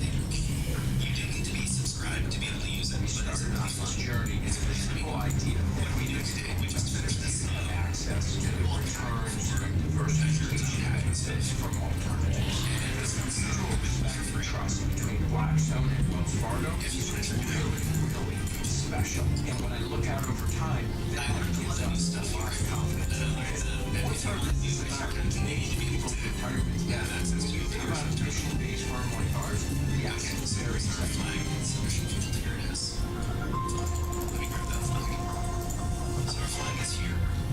All of the biggest names in business use Bloomberg Television. That's a great question. Very good question.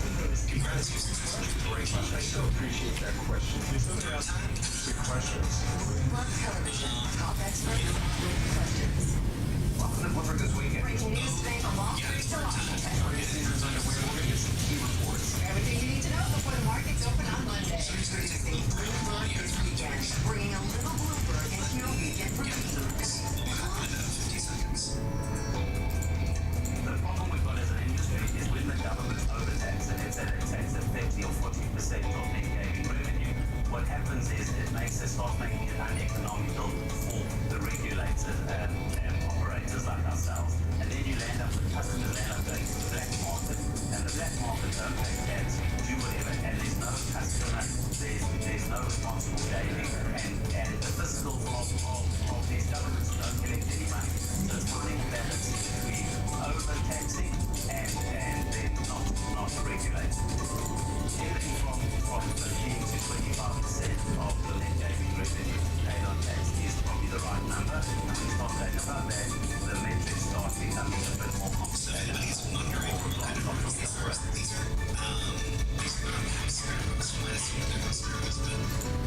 actually house finches. So house finches are they're a different species, and they're related to On the pulse. What can we expect in terms of these guys. Is there something that you want to get rid of, or are there targets like this require explosive And you usually identify items of red crest and red hash. So being the second kind of these are the astronauts. These are the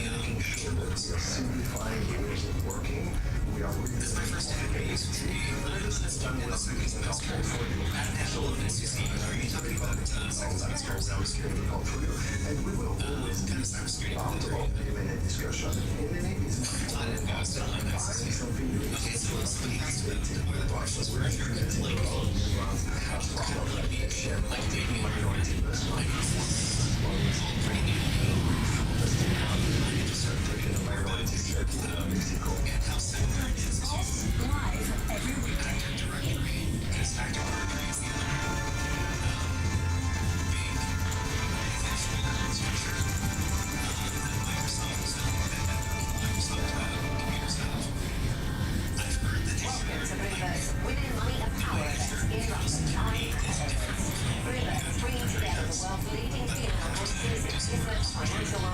and economics. Top executives will share their expertise and insights on market risks and opportunities in a time of geopolitical and an artificial intelligence boom. And you'll be the role of private markets in financing. We'll bring you that and much more of the special coverage of women, money and power. I think we are in such an incredible space moment with AI. It is really profound technology of our lifetimes, and I think it has the potential to help us rethink literally everything. The number of companies who are staying private or going private, as company formation in the private land is also increasing. There are 40% fewer public companies today than there were 20 years ago. So what's driving that? That notion of just by the S&P 500, you know, that for the last couple of years, it's doing just fine. It's all about making sure that portfolios are very diversified, because it is difficult to price in uncertainty and volatility. The disconnect between geopolitics and the market, and it's very striking to see that in this point, whatever happens with stock markets worldwide, I do think working in partnership with the private sector is actually we put a lot of pressure on them, and they respond. You don't have scale, your ability to train your AI models, you are fine, and data is very expensive. You don't have to buy from places like around the future of artificial intelligence has hit fever pitch this year. It raises questions around how the technology will reimagine jobs, consumer behavior, and more. Pluto's Francine Lacroix spoke to Google's new president, Denny Weinstein, about the wide-ranging impact of the technology. Center for Economic Impact by Jonathan Douglas. When we think about the economic impact for Europe, it's around a 1.2 trillion euro estimate of the productivity growth that can be unlocked for the region, which I think is urgently needed given the growth trend that we've seen kind of over the last 10 years. And the difference of relative growth rates certainly came here in the rest of the world. We need to make sure regulations are in place because technology is incredibly powerful and it deserves to be regulated. But it needs to be regulated well. And I think currently in Europe, there's something like 100 different they're conflict with each other. They are not clear on what the outcome is. And I think there's a real need for simplification and harmonization so that we understand how we actually get our best products. Google is a precedent. It's not being swapped. The AI global indexes to record highs and created several trillion-dollar companies. Governments and firms are racing to build out the infrastructure to power and distribute the technology. Through the key content officer, Emma Harris, the biggest box on Earth, to build out outdated finance and power to support AI industries. These typically get their category-oriented businesses on projects. And in general, our markets are used to seeing growth, which is along the lines of GDP growth. Instead of being in the Western Hemisphere, maybe you get the high single-digit in emerging markets. What infrastructure is leading to is a step function change in the demand for infrastructure assets. If you believe any of these numbers, whether it's 7 trillion or 10 trillion, these are significant numbers that are facing a significant demand growth for certain infrastructure assets. And to just, elaborate on what Kathy was talking about, which I completely agree with, the kind of infrastructure that you're talking about is not just the data centers themselves, but the infrastructure that enables the build-out of those data centers. So power generation capacity, transmission distribution upgrades, water processing capacity, fiber connectivity, all of those numbers are related and they all fall within the infrastructure investing mandate. I think we should move on to the risk in the interest of fair-minded and balanced journalism, as some of my colleagues were talking earlier. We have seen some analysts and investors start to talk about bubble risk when you start talking about a $7 trillion investment opportunity. I guess one of them is the concentration of power of the customers these days. For example, I think I was in California a few years ago and saying that the people who sold the picks and shovels, now the data centers are going to be the winners. And yet in this environment, there are only really a handful, maybe a few more people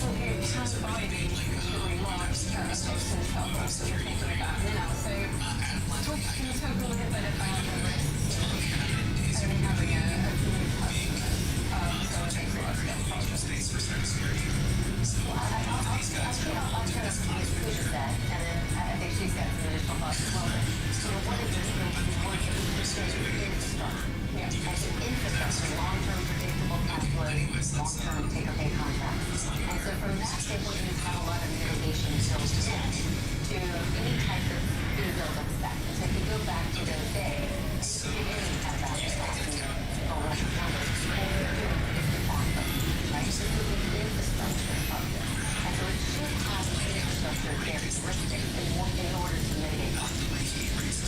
So, if you think about building out a hyperscale data center, depending on the size of that project, you will well into the tens of millions of dollars for the total capex of the project. And that includes different sources of capital to fund that annual capex amount.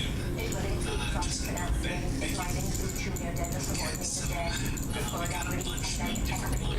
And so if you want to find the most efficient cost of capital for the entirety of that capital stack, you do need to have contractual cash flows in place. So people have to be discerning when it comes to the quality of those contracts, the credit risk around those contracts, the tenor of those contracts, all of those things go into the calculus. So we're worried about that concentration risk right now. You have to see what is the credit support that's available under those contracts. You mentioned the OpenAI partnership, for example, with NVIDIA. Oracle is forward-leaning with their balance sheet. I think that has been a game changer in terms of attracting sources of capital to building out these kind of projects. So you have to focus on the key elements of commercializing an infrastructure project. It just isn't that different from doing a telecom or about power generation system. That was the CIO of the infrastructure group at Carlisle and Brookfield Asset Management CFO, speaking with Bloomberg's Emma Harris. Coming up, much more from Bloomberg's Women, Money and Power event in London. Realising that we've been in a period of time where we've had ultra-low interest rates, a lot of this is studying this ongoing globalization. This chapter is coming to a close. Really, Americans focus on America first. Level challenge and some hard level challenges. It's about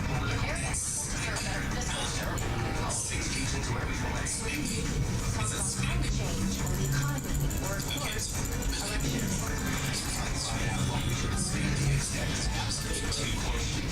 Go to IPKR's podcast trader.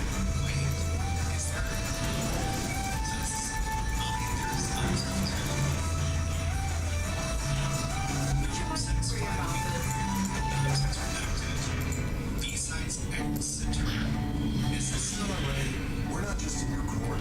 We're advisors and advocates, planners and patients. Go third on Saturdays. We're neighbors, which means wherever you're coming from, we're right there with you. Wherever you're going. DAs, accountants, and love Global markets are being reshaped by geopolitical tensions and shifting currency dynamics. So how are some of the most influential voices in global finance managing that volatility?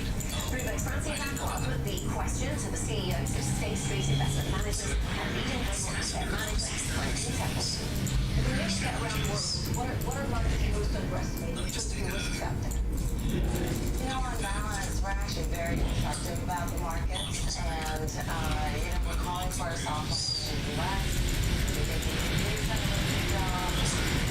We're concerned as part of the structural issues that are necessary.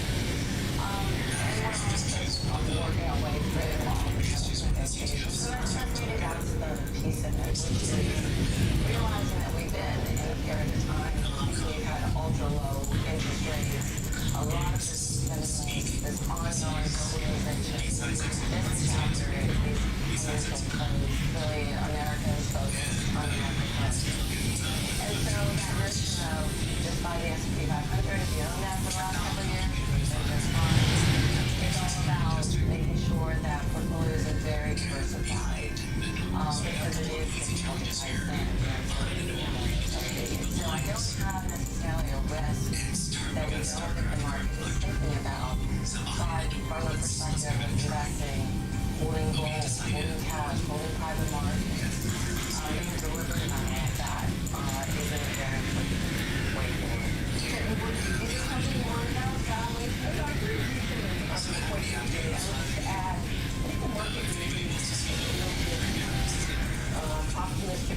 raise us. I think that inflation is probably going to be, more difficult than come in and what you can see. And obviously the tariffs are going to come through. You look at your concern and you, on the one hand, the 900,000 jobs that exist, the market, they have raised because of 4%, in some cases 5%. So immigration has gone from like 3 million people coming into down 1 million and even less. So that's absorbed. At some point, there's going to be continued wage inflation if you have less immigration in, right? And some of it's been offset probably by productivity gains in companies and some of those things. I just think that inflation is a potentially bigger problem, and so you're not getting the rate cuts for the market. Here, I just, I took all tax extensions because there were more tax extensions, but some of that was front loaded, so that's going to be stimulus for next year. Well, I'm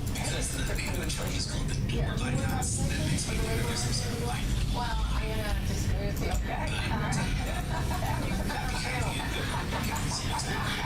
From our perspective, we do think the inflation costs kind of wrong. We've been worrying about this house, and obviously the Fed here.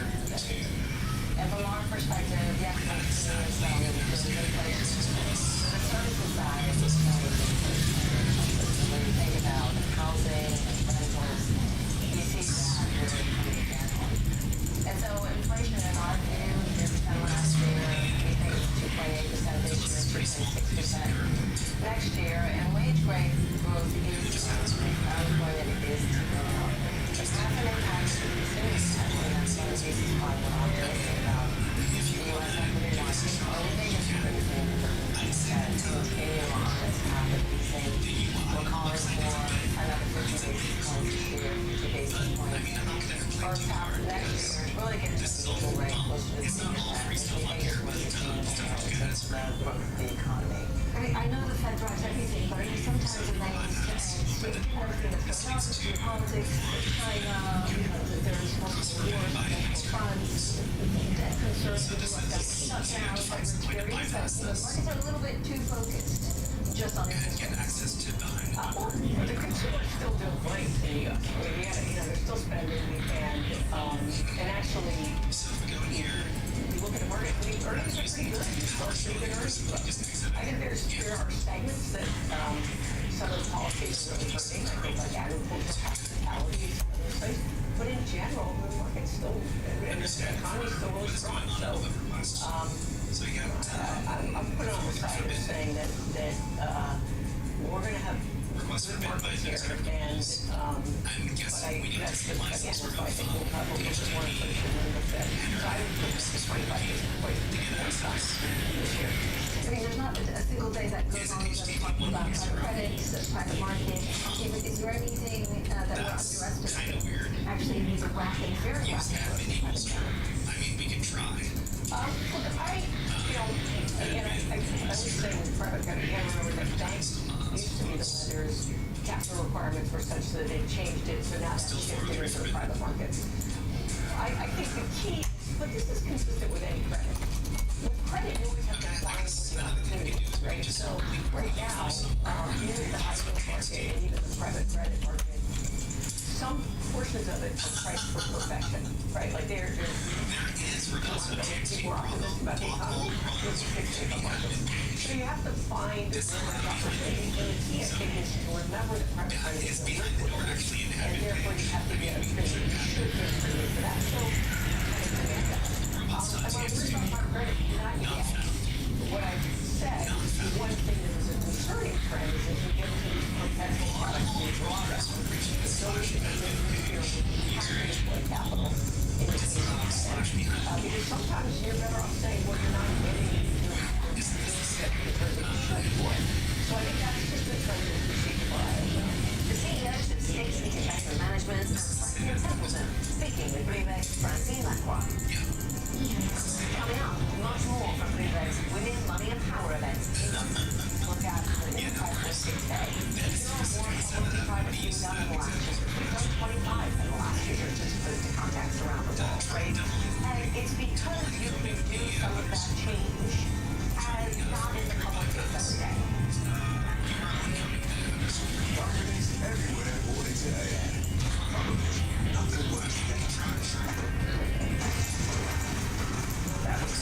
the ServiceNow AI platform breaks down the walls. It integrates anything into your product. Data source is the AI control tower we use finally manage all our AI. The ServiceNow AI platform lets you control everything from AI to work. What is the easiest thing everybody just puts down one number. You buy low, sell high, jump on that trend, ride the wave. Stop. That's not how investing works. Not a child play a game. This is growth business. The real thing, you know, well, says that we don't need to invest. Luck is not a strategy. It's success. It's value for years.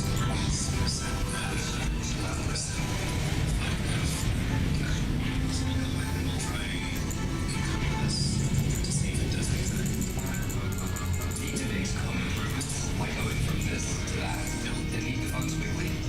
Don't settle for an average personal loan or for less. With Figure's home equity line of credit, you can trade triple as few as 5 minutes and funding in days, not weeks. Plus, get up to $750,000. Get better rates, lower payments, and more flexibility compared to personal loan. On your next project or other major expenses at Figure.com. Over the past decade, private markets have become a defining feature of global finance. Bloomberg senior executive editor Sri Battavasalam spoke to industry leaders about the opportunities and risks that lie ahead as the space matures and showing how institutional and high net worth investors are changing the way they think about the asset class. Why are there more private companies today, right? If you look at the other stat that I think is super interesting is there are 40% fewer public companies today than there were 20 years ago. So what's driving that? Why do firms, why do companies want to stay private for longer, and how do they use their financing to support their growth, right? For us, it's all about a growth story, and I think that's really important. As a private company, what you're really focusing on is the velocity of change within the company to really focus on the profitability, the bottom line operational growth of the business, how you manage it, all those things really matter. And I think what's happened, if you look at the last 10, 20, 30 years, is that when you're managing to quarterly earnings, that's very different than reinvesting in the business, where you how do you use your CapEx, how do you think about your free cash flow, all of that really changes. So when you think in the context of what's happening, right, and you look at in the private space, there are more public to private being done in the last year. We've done 25 in the last year, just to put it in context around the world, right? And it's because you can do some of that change as not in the public face every day. And there's nothing wrong with that. You know, they be public one day, and then some of that change is doing a very different way. Now, where do banks play a role? You need the financing to support it, right? You're not going to do it on your own. And having that type of partnership, having that type of relationship where you have the sources of capital to support that long-term growth, that way that's a good thing for everyone. It's a good thing for investors. It's a good thing for public companies in the future when some of these companies go public. And it's good for the employees of these businesses, right? It's one of the reasons why we spend so much of our time making sure that if the businesses we buy, you can find one, right? It's not just the same as in our company, right? KKR, we don't share everything if you want to do that in a private company as well, right? So I think a lot of those best practices we're really able to push through, and that partnership with the banks, especially on the financial side, has been very interesting. From a whole perspective, but set of company and set of business, one of the majority of that is without investment grade business. So when we look at the business, we look at it from the lens of how to share the business. You know, it's interesting when you talk about private capital, you know, the definition of private credit itself. We look at it a little bit different. We talk about the leveraged loan market, usually it's also that. And that's the for us is a trading market, and it's predominantly an investment grade market. So, you know, to go back to the question of banks, everything that's in the bank balance is private credit. So, and loans to a corporate private credit, and mortgage private credit, and loans to consumers private credit, and credit card loans private credit. So that's the lens by which we we as a asset market. And yes, there's no question that we have different business models. So a bank often has a very strong origination business, and they have different regulatory capital requirements, and they borrow short, and lending long is something that can be very punitive. There's been a lot of regulatory changes that have changed this, and we have been talking about banking different rates across the world. And if you create a private capital, from our perspective, we care about the underlying asset and, making sure that we create alpha across the risk spectrum. So being able to, originate something in a bespoke way means that we can maybe get access to some of that sourcing in the back head that can get paid handsomely for potentially think about debt balance. We get a good asset, and the way we see it is a win-win. And I would just add the other part of large financial firms like Morgan Stanley and banks that have a large wealth management business is our ability to distribute the funds that they're raising the money for. And increasingly, our clients are asking us to innovate with them and with our asset management partners. So the ability to raise funds means that we've done $250 billion in alternatives section. We raised $35 billion last year. But increasingly, our clients are saying, okay, we love the funds that you put on your platform. You're doing the right diligence, both from the investment perspective and operational due diligence side. But we also are asking you to bring us co-investment opportunities. And the asset management partners that we work with have been critical partners in bringing that growth to our clients. So what are the pain points in that relationship? Well, the pain points are areas where our clients will come to us and historically maybe the reporting around some of the fund structures, so they want a little bit more less friction in the process from a paperwork perspective, tax perspective, and our asset management partners have responded to that really well. I mean, I also think the wealth market has fundamentally changed, right, in the last 5 years. And so when you think about how individual investors have tried to access private investing, right now, why is it important? It's important for a few reasons, right? Typically, because if you're investing in private in the right way, you should be receiving a premium from a return against what you'd be receiving in the public markets, right? So what does this look like in private equity? It's probably 5 to 7 basis points above the public markets, right? So that's the attraction. But the question is to get there. How do you get access to it? Private investing has really been in the hands of the largest institutional investors for the last 50 years, right? The way a private markets fund raises capital for a closed-end fund has literally not evolved in 50 years, right? The way you buy a house has changed, right? Like everything, the way you finance a deal has changed. So what we're starting to see in the last several years is this whole concept of everything, right? This whole concept of always on, right? And I think that's taking a lot of the friction points out of those relationships where you can decide when you want to invest, you can decide when you want to exit. And in the meantime, you optimize diversification, you have a higher velocity of compounding in your returns because of the structures. But I think to your point, you've got to be with the best-in-class managers, right? You've got to be with those who understand the cycle-tested nature of the business, know how to drive returns, and if you can do that, I actually think it takes out a lot of the personal pain points. And what we're doing is giving individual investors that same opportunity that a large institutional investment can have. But we're doing it in a more less frictional way. This is Morgan Stanley, Natalia Satura of Apollo, and Lisa Wood of KKR, speaking with Bloomberg 3 for DFS Spectrum. With sports now seeing record audience growth, sponsorship interest, and cultural momentum in recent years, but institutional investment remains cautious. Bloomberg editorial lead Jacqueline Simmons explored the hard truths with the industry insiders, discussing where money is actually going.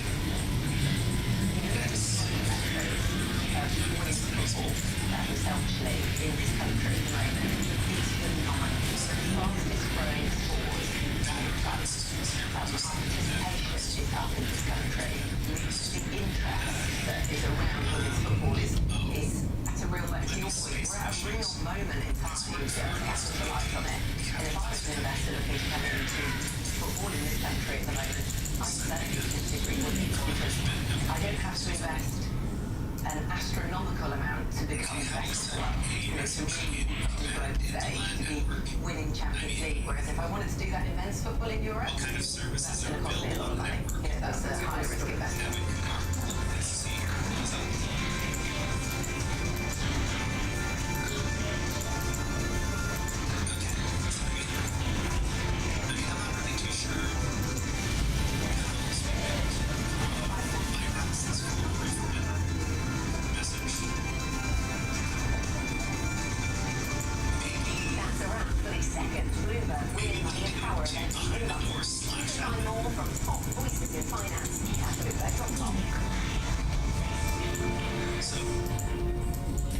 Asking the right questions and breaking it back to the future.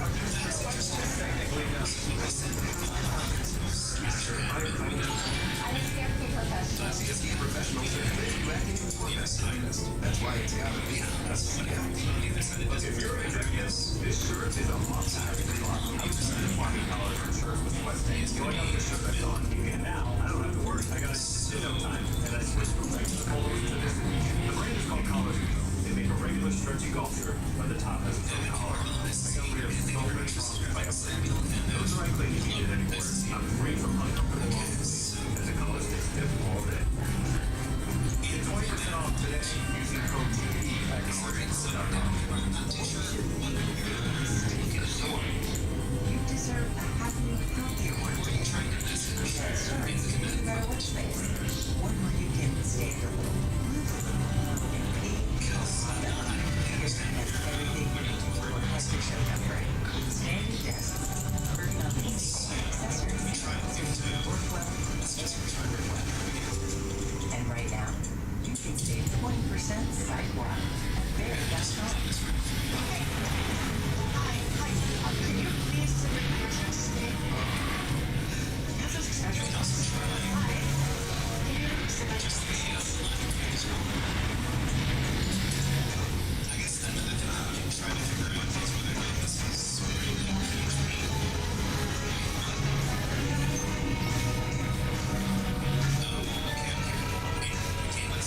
Jason seen again.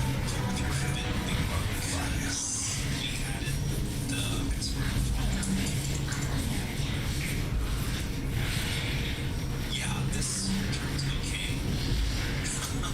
Export for me, everything. That's weird.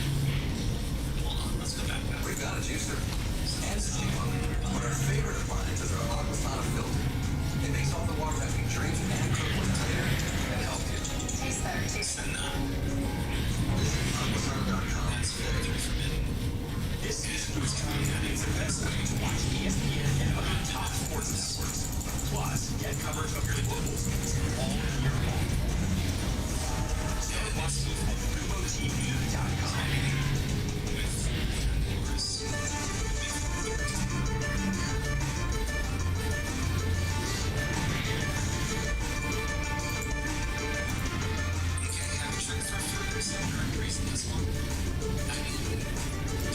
Welcome back to the Charlie Show. We're at 8:30 into the session, and we were talking about relatively speaking, better. There's some that's probably pretty good addicted to the salary here this morning as well. But you are seeing almost hundred markets because of the behavior, and it's all involved. So you have friends and function places on 100 market points again. You start to hear more about this is more than just fear now. What the markets are looking at the fear of a potential supply losses. It seems like right now the supply losses, it is actually happening. And this is not just about transient or short term, but maybe something more structural too.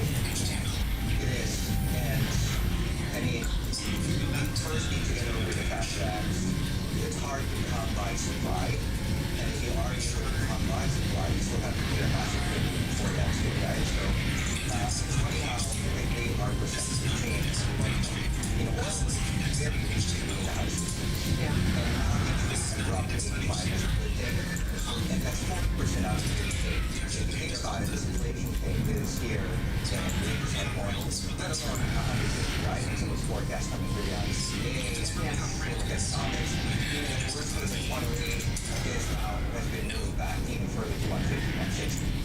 And and that that's if things go on for months, right? So CBA says $150 oil is possible. If you get 3 months of closure on the Strait of Hormuz, we would get to 160 or even higher. So those we talked about what are these scary numbers? These are getting scarier. It's scary territory. That's why you're seeing stocks are on offer here once again. And take a look at when it comes to how crude markets are doing. Yes, we're at $98 for Brent now, 93 for WTI. Shanghai crude is kind of falling out that spike. And really, this is despite the fact that you're hearing from the IEA talking about the most amount of strategic petroleum reserves they've ever released is on its way. That's despite the U.S. also releasing their strategic reserves as well. The market is ignoring it. Yeah, and a lot of it is also because of the mechanism to which how the global price then gets passed through onto users on the ground, right? So the mechanism takes days, if not weeks, and then once they start to unwind, how long does that sort of part of the oil market start to heal? That's just to say, of course, what will be the lasting impact of this in the event you can get a quick off-ramp here? And what rips higher is still a key question out there. President Trump, of course, made there the release of emergency oil reserves by the IEA would ease energy pressures, he says. Well, the U.S. is also working to finish the job. You know, it's really funny. It would be really funny if we scared this and it actually turned out. Well, it's only good if you win. You know, you can only in week one. Let me say week one. We can try. You know, you never like to sing too early. You run the first hour was over. We'll wait until the binary is. Editor, you're with us here right now. I'm sure your team is just so busy watching all of this.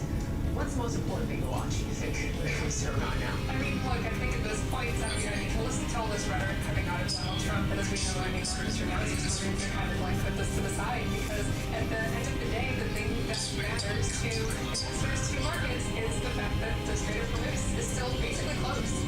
And we've still seen some developments otherwise, including some additional attacks on oil tankers, on Iraqi shores. So there's still that sort of threat of that ongoing military action. We still know that a lot of this is still unfolding. I mean, there's a lot here basically telling the market that you can listen to Trump say all day that things are coming to an end. But at the same time, he also kind of conflicts with himself and with some members of the Trump administration. You've got sometimes he's like, okay, well, this could go on for 5 to 6 weeks, 4 to 6 weeks, what have you.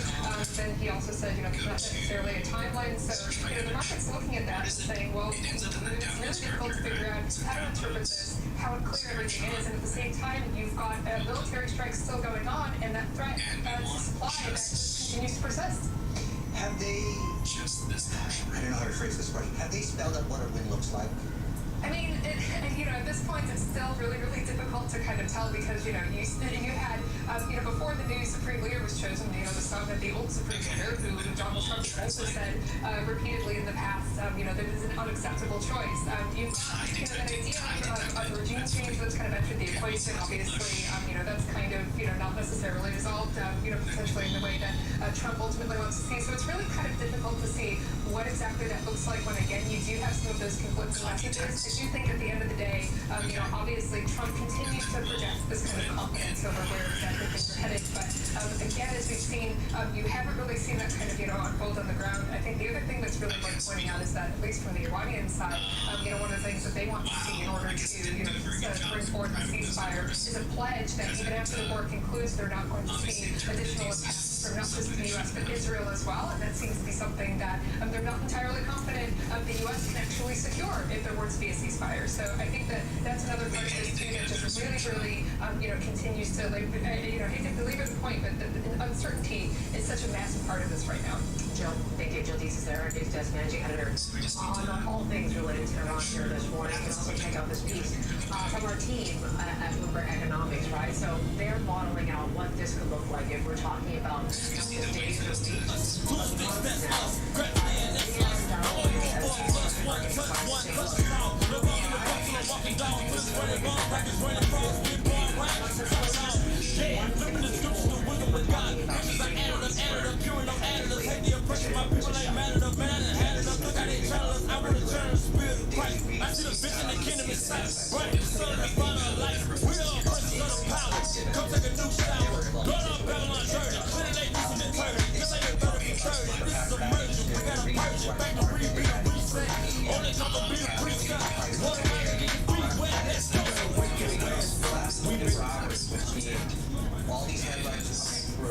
So are the cracks starting here, or are they simply cracks and we can treat them as idiosyncratic events in and of themselves? Mortgage damage, water and capital withdrawals.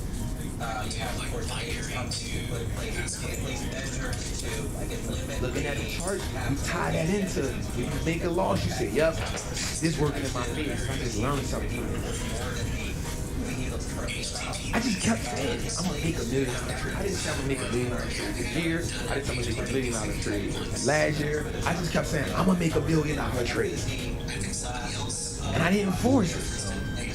I just kept reading, kept learning, kept doing what I do. You gotta put yourself in position, y'all. And it's not me just on some motivation. I'm saying, again, why most of us gotta do that to ourselves is because, watch what I'm about to say here.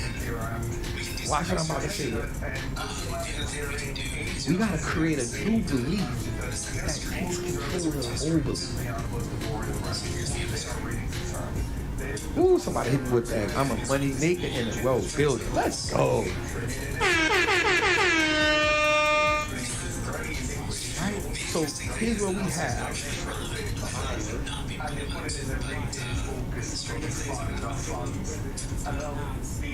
We have our financial trauma. Here's what we have our financial trauma. And so you gotta realize we've been saying that for so long. Why? So let's say as a kid, this is your belief system.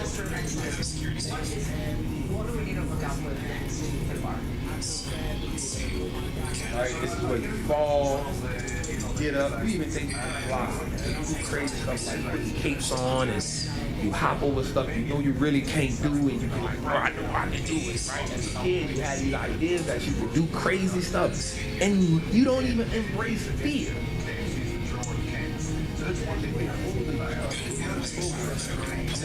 Right here. As a kid, this is your superpower. I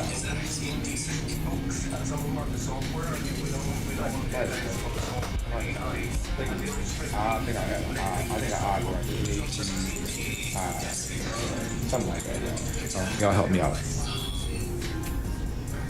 As a kid, your imagination is your superpower. What happens is, as an adult, these things start kicking in. Right? We don't have that. We know these can't be manipulated to order that. The more we look at the more we spot them, I think it's just another way of putting that. How is this affecting broader credit markets and spreads? So it's a great question. I think of course President put in place All right. So watch it as an adult. Once these things start kicking in, they now cover this up. Thank y'all, everybody that got me, y'all. Right out there.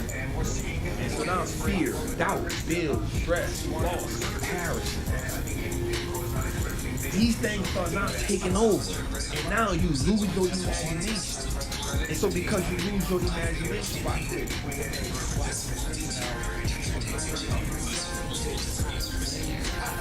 Forget what's possible. And then you spend the rest of your life defending them.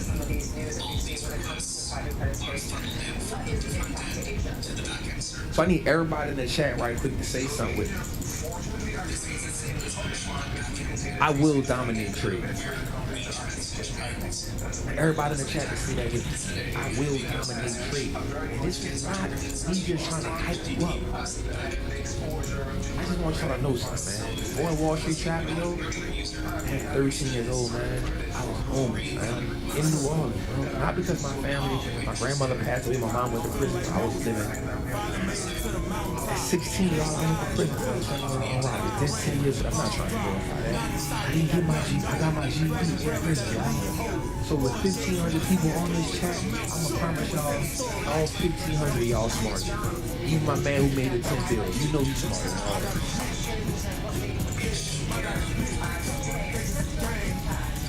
I just made a decision, y'all, to lock the F in. And it took me some time. It took me to go, risk going to jail again. It took me putting my life on the line. It took me doing a whole bunch of stuff that wasn't right. If it was up to me, I would have lost it a long time ago. But I'm telling you, you got what it takes. You just not giving yourself credit. Because fear, doubt, bills, stress, loss, comparison, these things that keep it moving. And now you don't have no money.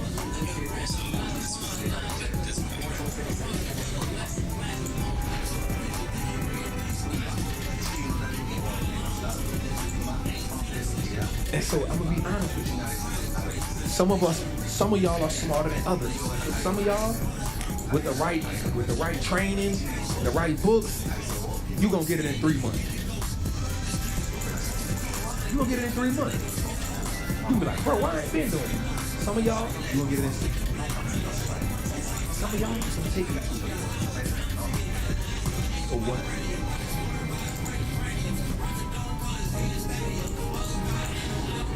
Just being real with you. Some of y'all, you gonna be like, hey, bro, you gotta walk with me on that, right? You gotta hold my hand on that, dog. I don't get it. That's okay. We all got different learning styles. It may take you a year. It may take you 6 months. It may take you 2 years. It may take you 3 years. So what? 3 years of learning is better than 3 years of not doing nothing. Won't they do?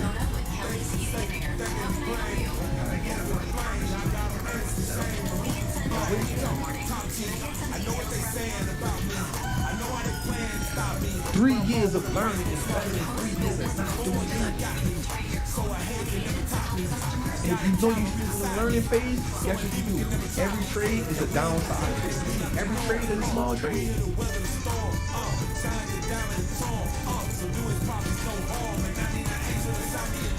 That just means every trade is a small trade.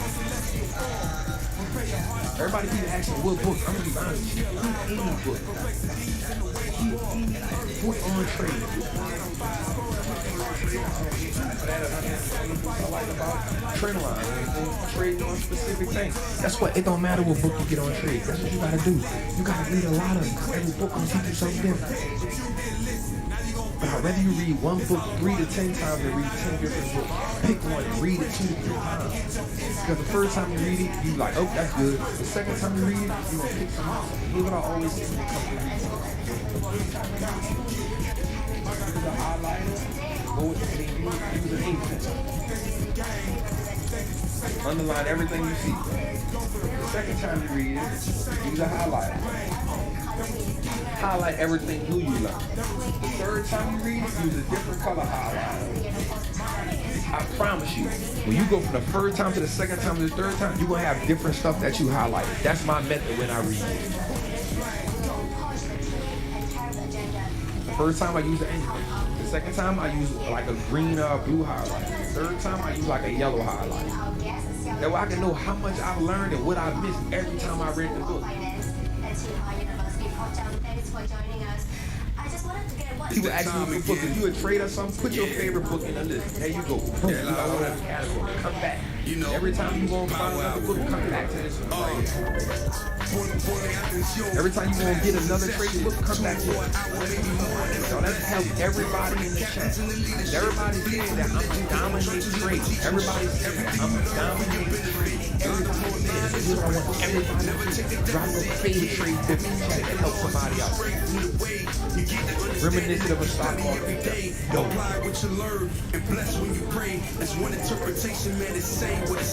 Let's help. Let's do that right quick, yo. Somebody out there, I'm gonna learn. That's how I learn. And like, I gotta keep the color of the key. Trade in the zone. Yo, mine. And you saw it. You press. Yo. One of the ones I love. Dope. Following trends. All in science of technical anatomy. Hey, that's one of my ones, Brian. That's one of my ones. That's when I first started getting into technical analysis. That was the one I got into. Volume and price analysis by Ann Cunliffe. Good. Market wisdom. Good. Target in the technical analysis by Fred McAllen. Good. There you go. Market structure. Good. There you go. You looking for a book, a whole bunch of them. Trading for a Living by Alexander Elder. Good. There you go. Yeah. Now you rocking with the deacon while you waiting on the weekend. From the tropics, that's with the That's the good one. That's a byword. Those ain't names God given. Fighting from oppression and saving all guys, chilling, giving life to the people. Don't let the devil beat you. There you go. Have at your disposal all these leaders that can teach you how to fight fornication, eat in moderation, correcting all these marriages and self-examination. All these different topics getting covered plus a lot more. Probably sleeping and thinking this is not war. All these different topics getting covered plus a lot more. Just tune in and we gon' tell you what to watch for. Yeah, the Power Hour. You know, it's the Power Hour. Yeah, the Power Hour. The Candlestick Bible. Good. Currently reading Psychology of Money. Good. Be smart. Shalom, shalom. Welcome to the Power Hour Plus. Yeah. So if you're looking for a trade, That was very energetic, enthusiastic. Oh, praise, Lord, praise. I got the right shirt on today. You out of order last week? I was. God.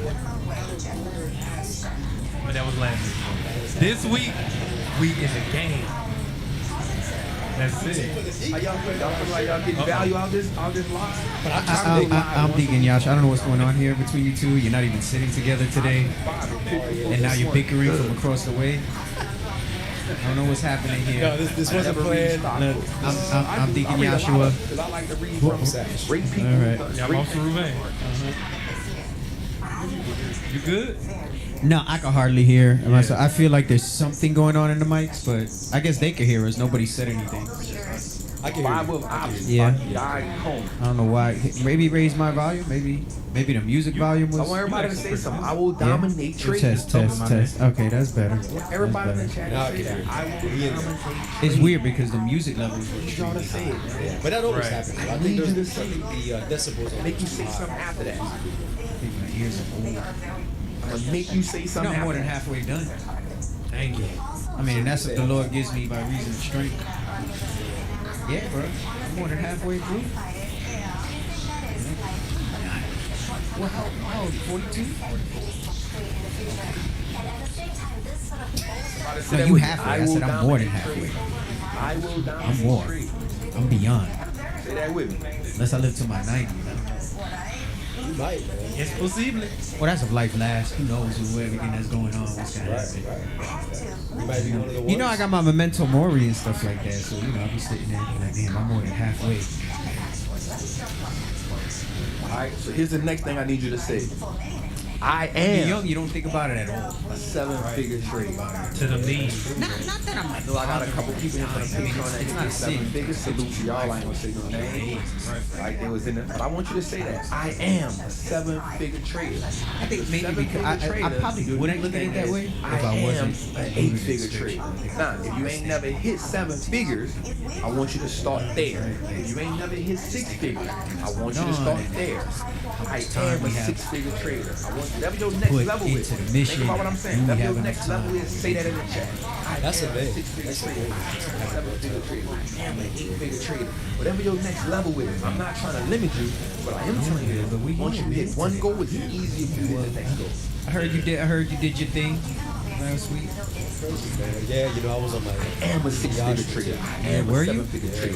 What does that mean? Well, you know, Let me see it in the chat. going over the nuances of toxic I'm doing traits, this for a reason, man. lies and pride. Let's go. I see you. I am a 6-figure trader. I was like, that could mean a number of things. He said the word nuances, and that's I what need he you to say I will. Well, you know how deep goes. Yo, give me, you know, he moves out like an I am a article, 5-figure trader. I love you for but that. I am a 7-figure trader. I The love you for that. psychological article is how you follow. he does. The videos. I will be. Nope. I need you to change that. I think- will. When you really brought it out, You said I really I liked will it. You brought dominate out that trade. book. That's one. Now we put claim to it. I am a 7-figure trader, 6-figure trader, 5-figure trader. I claim to it that I am is the strongest thing you can ever say in the dictionary. I know I was supposed to do my research book project that you guys. The reason why you say I am is because as a man thinking in his heart, so he shows you haven't asked in like not what you ever said with brain. Because I don't have the time. To motivate I got y'all stacks like of that. We books. went through the idea of Are these like learning history books? and planning games Different stuff. Now No, I'm history. telling you, we use the stock. We use the What's with I'm mine? gonna give you like science fiction or whatever else I got. Oh, I'm just saying. I don't know. Finance, You might have self-help like books. you might have like a psychological book like the one that you showed us. cash engine. In geopolitical environment, commodity price will increase. Now, China is connected. I am a full-figure trader. I love it. I'm not mad at you for that. You all gotta start. I put posted in a picture maybe like 3 weeks ago when I made $199 in 2018 to trade. It was like 117%. I was like, let's go. Like even when I'm productive. Do it. The first thing we're gonna stay confident. And You know, I was reading something interesting today. I wasn't sure if I was going to talk about it. so far, I hopped out to my business. signs You know, of people talk about it was a pretty cool concept. This kind of can go. Y'all mind if I go on the chart right quick just to show y'all something? Let's go with the glass bowl and the rubber bowl. Alright, so Chinese markets are leading more is the event. Most of the other regional markets here. Thank you so much. We'll give you some news.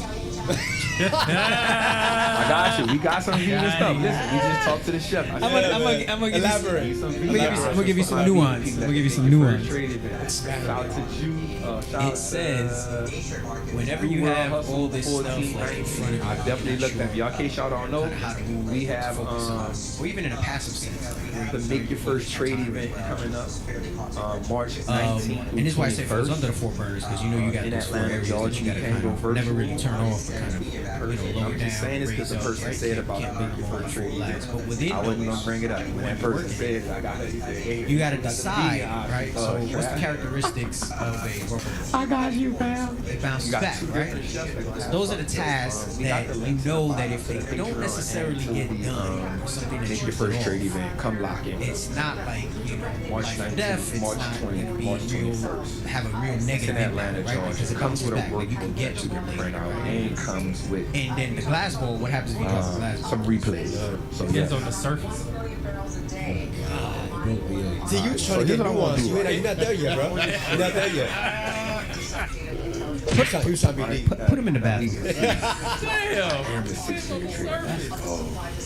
I was thinking about that. I was right for moving him over there. It depends on the surface where the rubber ball too. Then can And a I'm gonna rubber show ball y'all bounce that off a y'all bed? smarter than what you think. Moron. Ooh, I'm a 9-figure trigger. Let's go. So what surface would a glass ball not being get our dropped? food at the Not first be one, man. You all gotta right, go to other the than ice like box. a bed, mattress, cushion, pillow, something I like go that. to the ice box. Okay, so then what the hell? And it's a ball. Do you bounce the ball on soft surfaces? Ooh, somebody. What sport bounces the ball on a soft surface? This is great. This is great. This is like I am a Master just showing the freaking grasshopper. So I just want to show y'all that y'all smart. Lord, have mercy. He thought he had something. He said, I was sitting over here thinking like, You know what it was, bro? He was like, oh snap, he show you that being shit nuanced like Dickie Nation.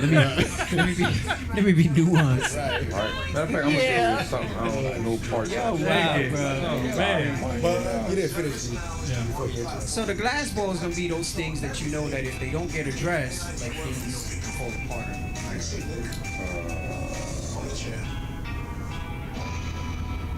Easiest if everybody just moves down one? No. Okay.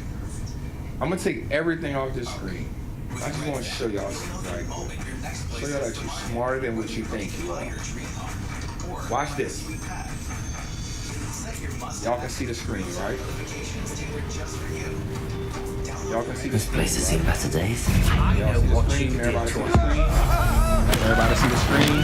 Can everybody see the screen? Can everybody see the screen? Can everybody see the screen?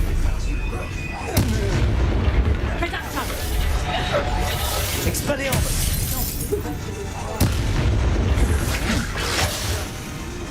Arrest the momentum. If you can just do something simple as this, you can play this game. You're smarter than that. So everybody can see that shit. Immediately!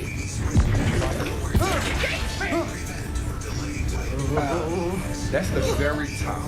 You always serve your mistress. Descendant. Incendio. That would be considered what? What would that be considered?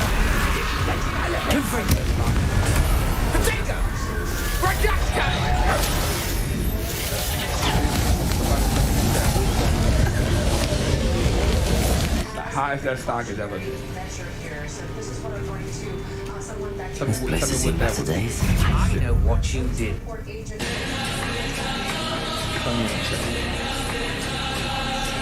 All-time high. So, from there, you probably got to think about something. When you look at the market, probably got to think about the market in days, weeks, and months. And everybody hear what I say. You gotta think about live the instruction, market, live market, live coaching. You learn how professional. I've tried to like people. I really have. Think about the market. Woke up this morning, saw one of my videos got 500 views. I was like, hell. Starting to come offline, then the market will tend to react. It's also worth pointing out that when you look at Brent prices, markets have not yet reacted. Not to say that they will, but we're not really seeing a reaction in Brent markets as we speak. Plenty more ahead. What is this considered? So after it hit an all-time high, it came to hit this at this price. That's called a what? What is that called? Well, if you don't know, that's called a higher low. Does that mean we're in a downtrend? No, not really. Now, here's what things get interesting. Watch this. That's what I'm about to show you. If you can learn this, again, we're going to go in depth on this after make it for the trading game, but if you can learn this, it's going to change the game. So notice something. This last all-time high right here is the level right here. That all-time high right there is a key level because before, watch this, I'm about to tell you, this was an all-time high and then it went there, so that's called a previous all-time high. That's a key level. Everybody understand that? Everybody understand that? Does everybody understand that? All right? Okay. Let me know in the chat. Does everybody just understand that simple thing that I just said right there? Before you can get an all-time high, you had to have a previous all-time high. Right? So that previous all-time high price that becomes a what? A key level. Right? Everybody with me on that? Everybody with me on that? So watch this.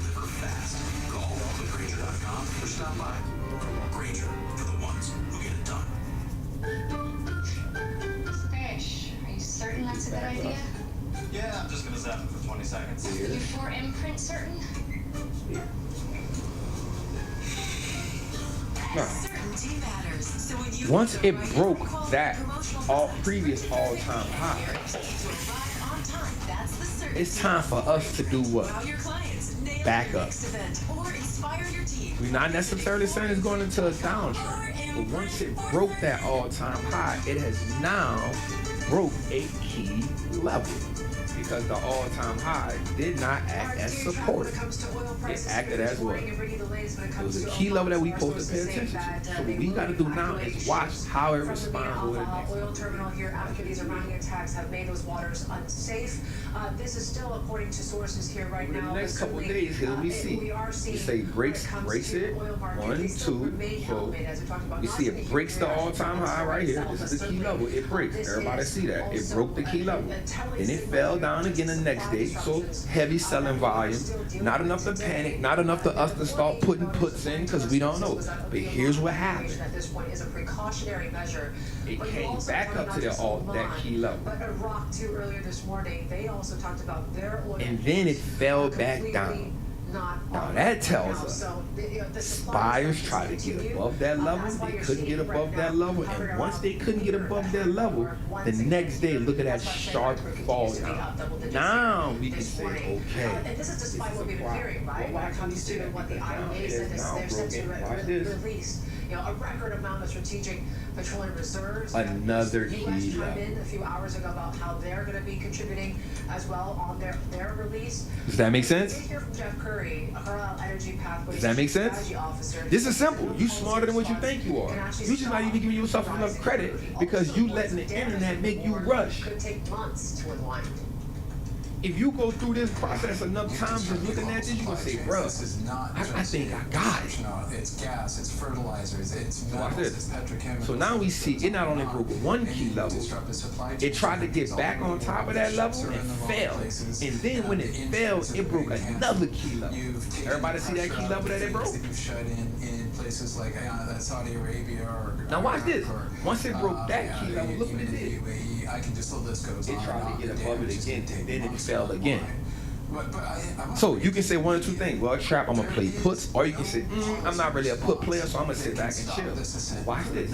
It now falls, and now it does what's called makes a support level right here. maximum sustainable flow rate.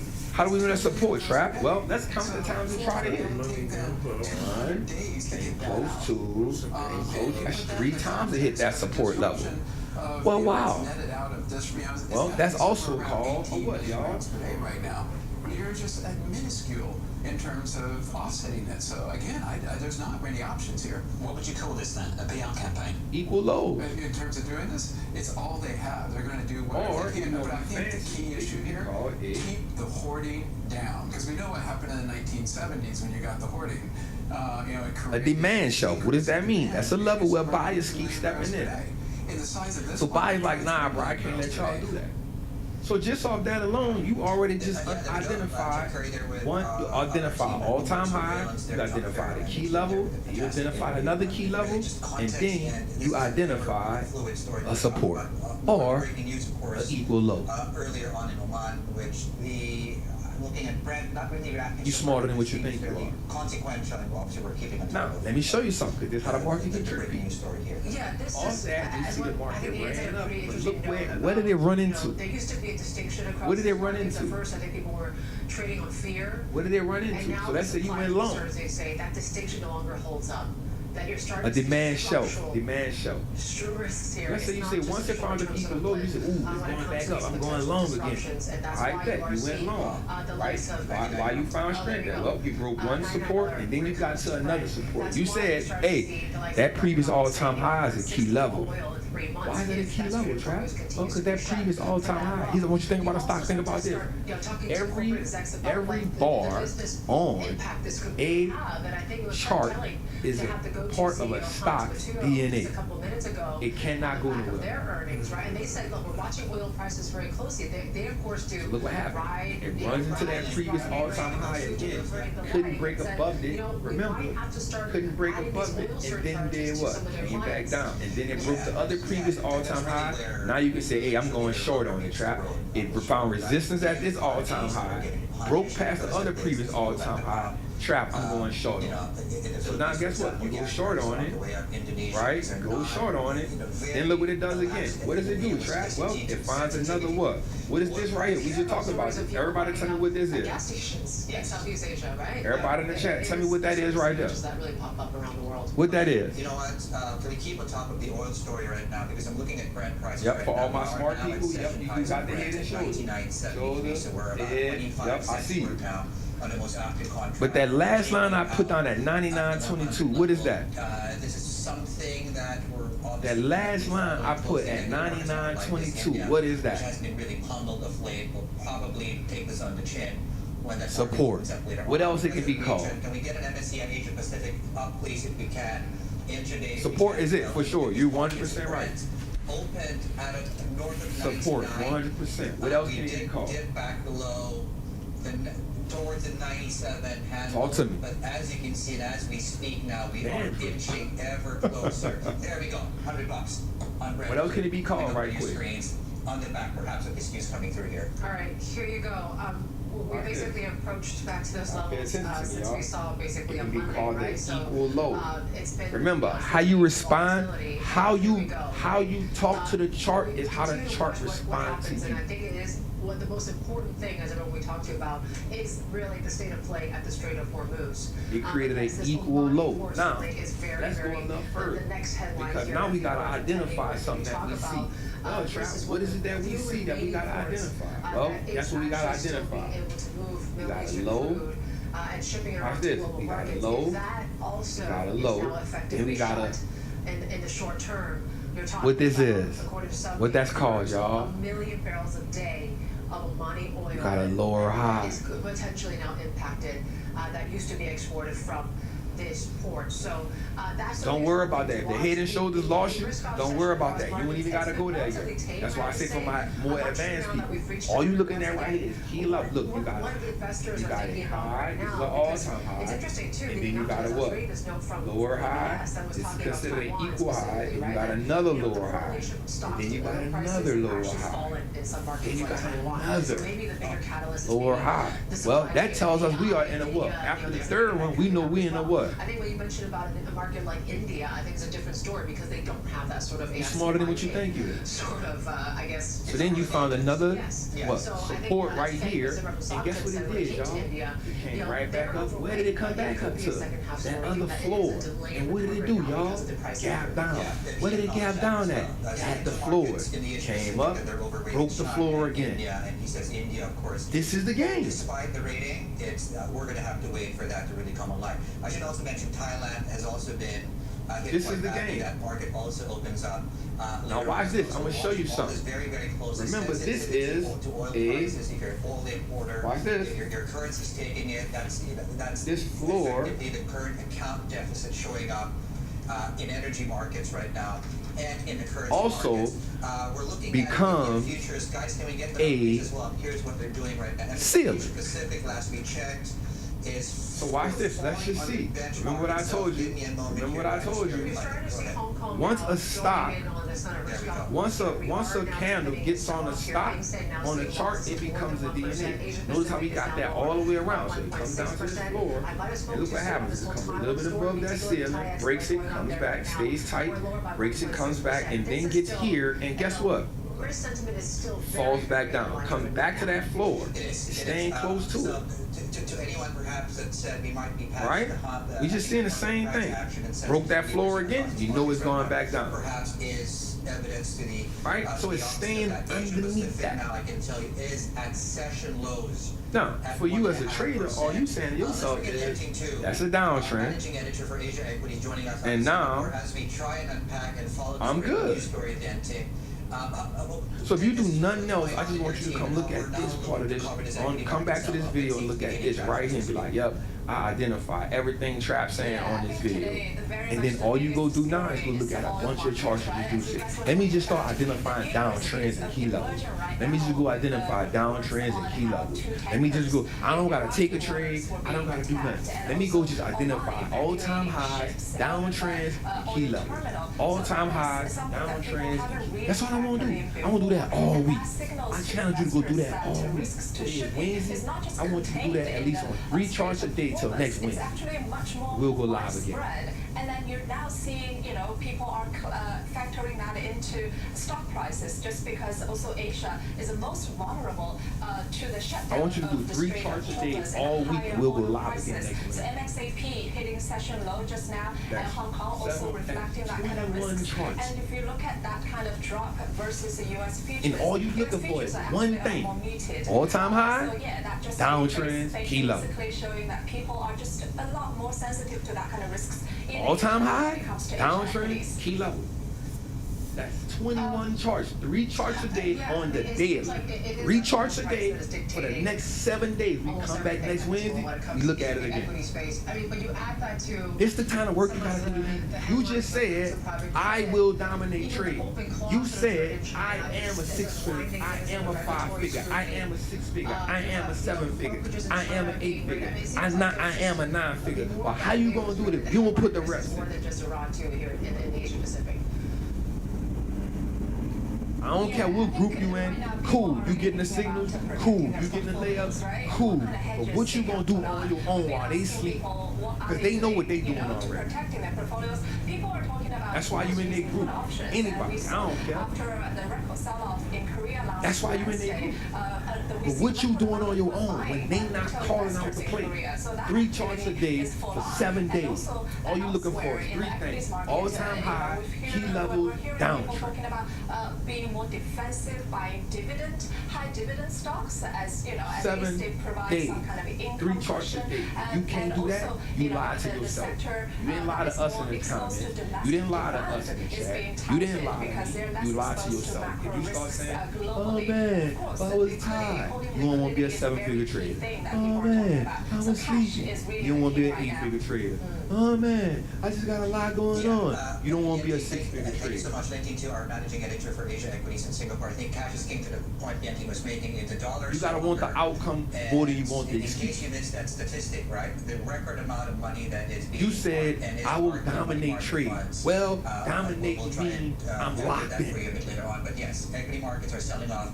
We spoke too soon. News futures are now down. That's why I made you say I am. First, I will, that's the act of doing it. I am means I'm becoming. In case you missed the breaking news 3 story, charts a the day reporting on for the 7 Bloomberg days. that ships You're per looking for week has all-time high, steered key clear levels, of that downtrend. port. That's it. You're not looking for fair value gap. You're not looking for supply and demand. You're not looking for ORB.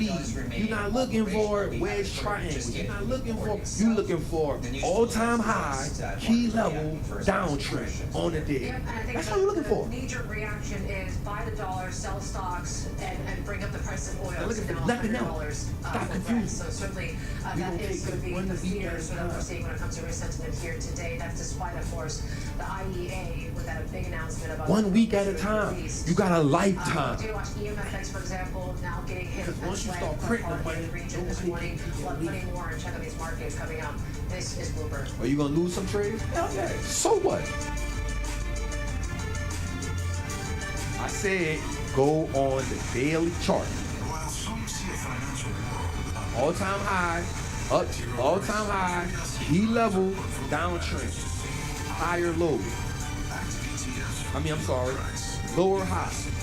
All-time high is what you're looking for. Key level, you want to be able to identify your lower high. Every second is a Daily chance chart. to adjust your position. When the game moves, move with it. Using your daily time frame. What you do today changes what you need tonight. You gonna do that if you can't do 3 charts a day. It changes as fast If you need a blueprint, come right back to this video. every night. Only at Sleep Number. Managing your money can feel What so does identifying that tell me, just to That's why clarify? Monarch gives you one clear view Come of back and look at this video again. to your net worth and even your credit score, all in one clear view. Start your free trial at monarch.com. Guys, stop what you're doing and head over to Fatlytics, because right now everything is 80% off. That's right, everything, including their all-new Don pants, the pants that feel and look better than jeans. The lightweight, Listen. do it all one short and job. we got- Training, performance tech, fundamental I'm shorts, gonna just say it. unlined, Got the Make It First Trade event tees, polos, coming up March shorts, pants, joggers, 19th for the VIP. I think we only got one VIP left. whatever you need. 10 minutes, 15 minutes, 1 hour, 4 hours. Whatever one you want, bro. Whatever one you want. Fatlytics.com. We got the Make It First Trade event March 19th, 2021. You can go virtual. You don't gotta come to the AWNA. I would definitely tell you come. If not, come join the Patreon. In our top tier, the Execution Lab, we have once a month we do a charting class. Once a month we do a trade audit. So any trade you make, like we will audit that trade. If you're in the top tier, we do like 5, 6, or 7 of them on every call. That's the goal. And then you also get the Q&A once a They're month. much larger than even what the IEA can handle. Let's when it go, comes to man. these I love y'all. strategic reserves, Tap and you're in. seeing that be Super reflected chat. across Thank you, this chat. vast Try to market. understand the So trend, but we're execution is the hardest obviously part. talking You can be about right about a stocks trend or themselves, direction, but show us how to dollars get in and stay in. Check this out, bro. bonds continue to Execution ain't hard. You know why execution is hard? My global macro movers here on the Bloomberg terminals. As Yvonne is pointing out, equities are down, recession lows there. The currency markets and Then love the yen layup. is actually how it's being express as it pertains to if you're an oil importer and that's your I'm gonna be currency, honest you're with you. probably seeing your currency come under pressure. Execution is only hard when you're not confident in yourself. Trade contract here on Brent. And the reason why you're not confident in yourself is because you just don't put enough layups. Back most of those early gains, but as you can see now, the headline is up about 10%. I'll be 100% real with on Brent crude bond market. You're not gonna find nobody that put the layups in, who put the work in, saying execution is hard. Feeling the pain. I think if Just haven't put in enough reps. Again, I keep saying it. Oh, the link for that is in the bottom. The link for the, somebody asked, the link for the Patreon and the link for the Make Your First Trade is in the description for this video. The top part, that's a Strait of Hormuz, where things, of course, narrow. The ports specifically in question and are reporting, to be clear.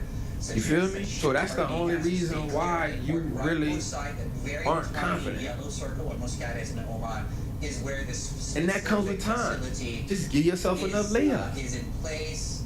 We have yet to hear, by the way, from the port itself, but yeah, we have more context in terms of what the port means in the region and how much. That's the only reason execution is hard. One, stop judging yourself to people on Instagram.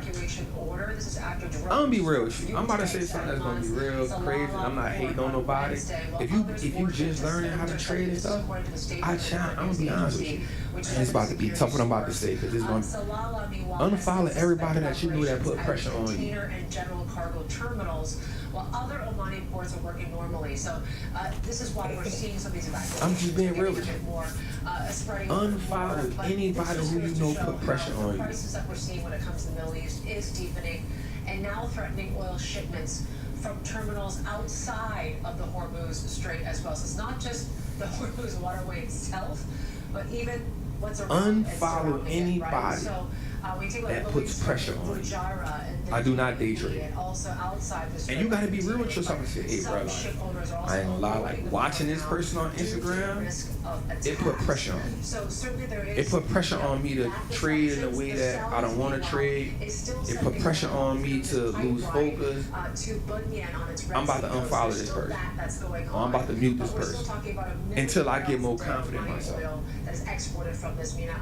You gotta be real with yourself. You ain't being real with yourself. You talk about the supply risk, of course, and really you know following this person. You trying to say, man, it's motivation. It's motivating me. But it's not. It's added pressure to you.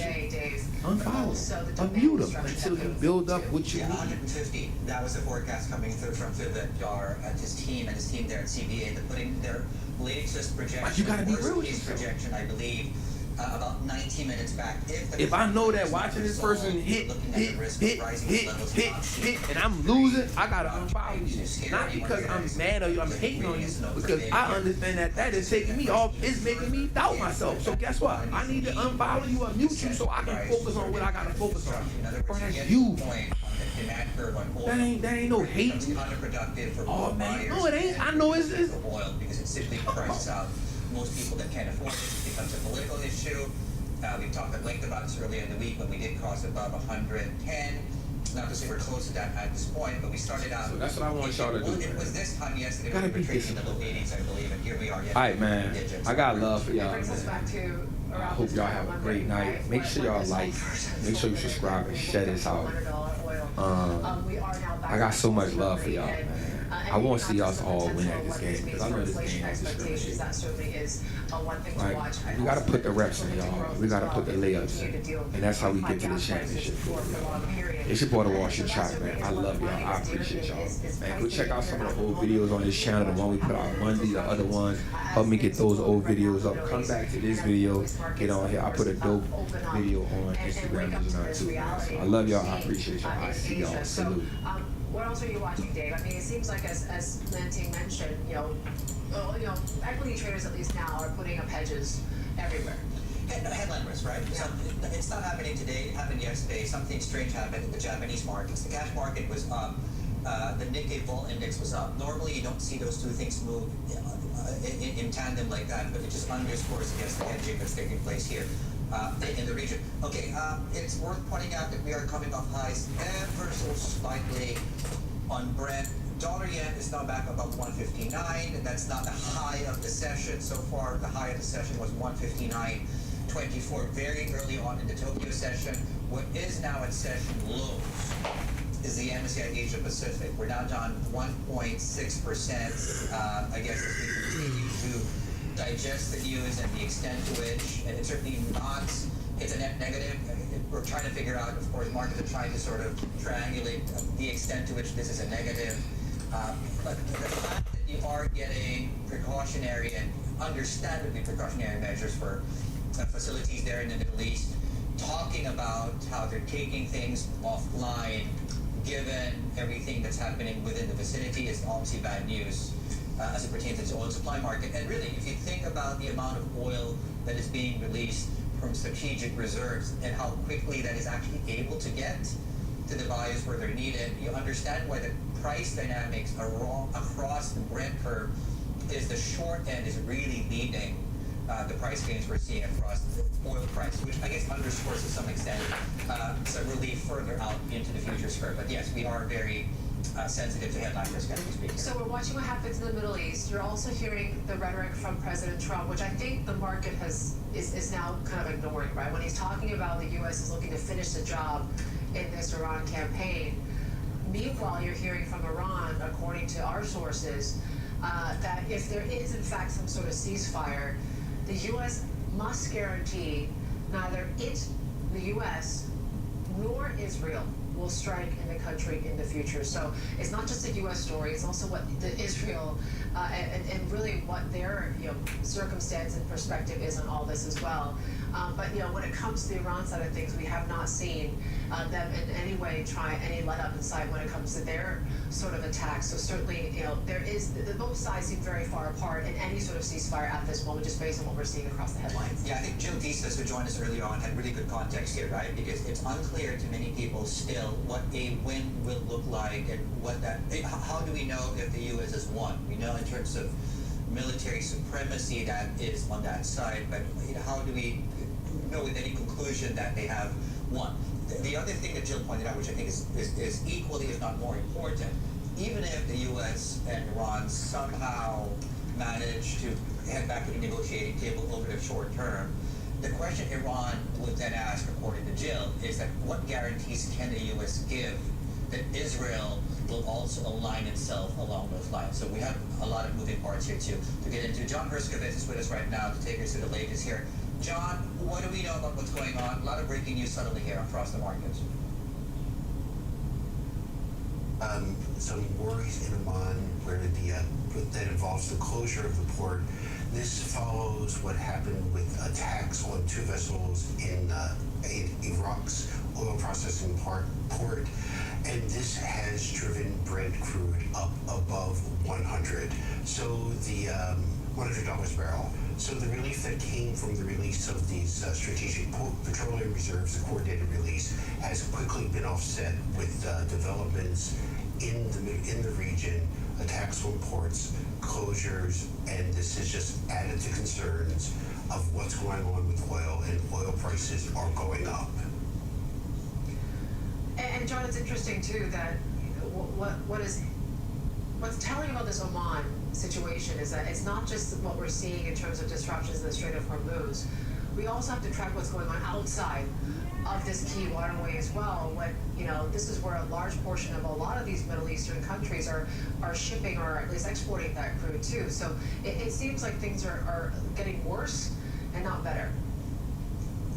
Exactly, you're exactly right. I mean, what we see going on in Oman and Iraq show that this is beyond the Strait of Hormuz, that other ports are also at risk, and this is region-wide, and it's going to have, it looks like it's going to have a profound effect on the shipment of oil to places around the world. I'm in Japan now, a key importer of oil, especially oil that transports through the Strait of Hormuz.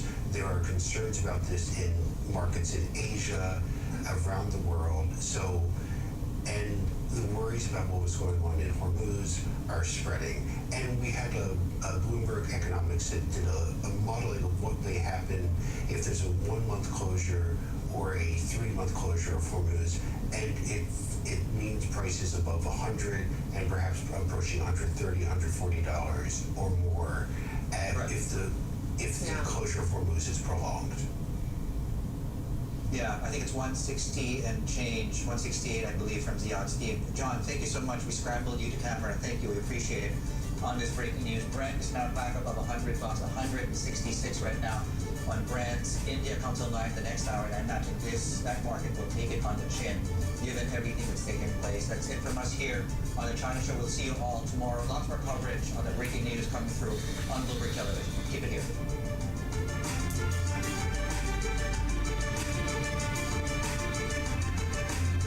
Asking the right question can greatly impact your future. Are you certified for this? Technically, no. Especially when it comes to your finances. Are you a certified financial planner? I'm a CFP professional. CFP professionals are committed to acting in your best interest. That's why it's gotta be a CFP.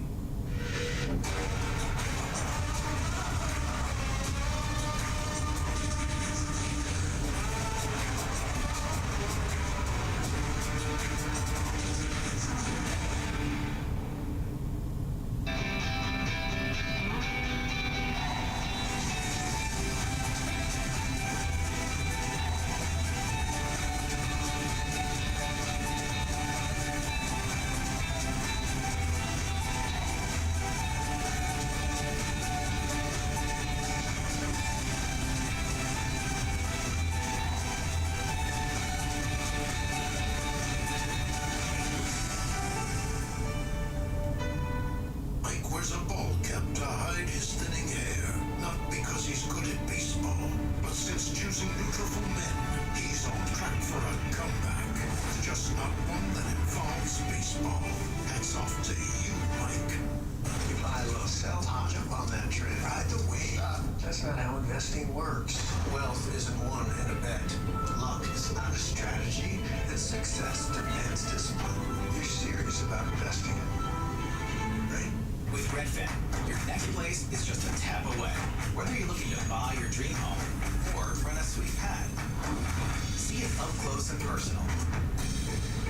Schedule a tour right in the app. Download Redfin today.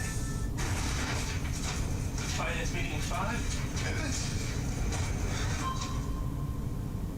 Ramp. I got it. Allow me. I answer. We're sitting somewhere. Policy violation coming through. Travel, meals, hotels. How's this? Beautiful. Everybody's in. Nailed it. Multiply what's possible at ramp.com. Careful. Got it. Careful. Some mornings the road calls for more than just horsepower. It asks for intention, precision, a quiet confidence that doesn't need to announce itself. It's the details, how you carry the moment that sets the tone. This isn't just about looking sharp, it's about feeling ready. Crafted for motion, built with purpose, designed to perform from sunrise to last light. Collars & Co. Presence starts here. Try it for yourself today at collarsandco.com. Aquasana gave us more than just clean, healthy water. They gave us more space in the fridge, more room in the recycling bin, less carbon footprint, and ultimate peace of mind. Now up to 50% off at aquasana.com.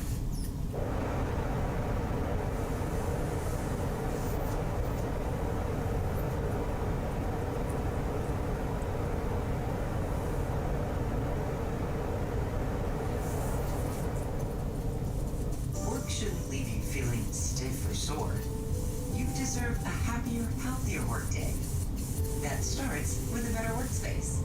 One where you can stand a little, move a little, and feel a lot better. Barry has everything you need for head-to-toe comfort, with standing desks, ergonomic seating and accessories, so you can work well and live well. And right now, you can save 20% site-wide at Barry.com. This is Fubo. It's a better way to watch ESPN and other top sports networks. Plus, get coverage of your local teams all year long. Start watching at FuboTV.com. When you talk to CEOs of various oil companies, encouraging them to use the straight-up organic, I think they should. I think they should use every one of the ships. Just about all of the Navy is gone. A lot of them.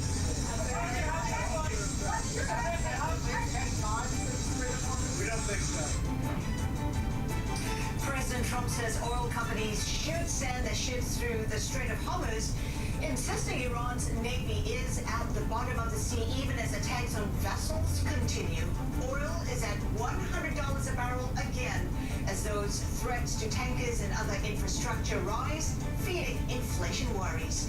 Live from Singapore, this is Insight with Haslinda Ahmed. U.S. equity futures and Asian stocks decline, extending a volatile week as oil prices rally after an attack on 2 tankers in Iraqi waters. Energy analyst Anas Al-Haji will be joining us to explain whether the IEA's rush to release oil reserves will have any calming effect on prices. Morgan Stanley is turning more cautious on Asian stocks and trims its India exposure. Its chief Asia and EM equity strategist Jonathan Garner will be joining us ahead. Orbit Claw use is soaring in China, but researchers say its 40,000 software flaws could make it a hacker's dream.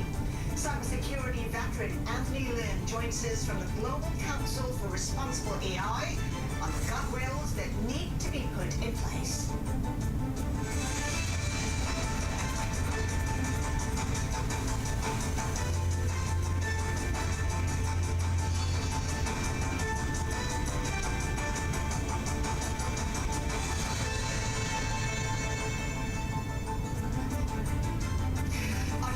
Today, oil jumping after Oman cleared all vessels from its key export oil terminal and 2 tankers were attacked in Iraqi waters. The specter of a prolonged conflict in Iran is overshadowing the IEA's plans for the largest ever release of oil reserves. Now, those waters are shaking up Asian stocks with futures in the US and Europe also pointing to losses.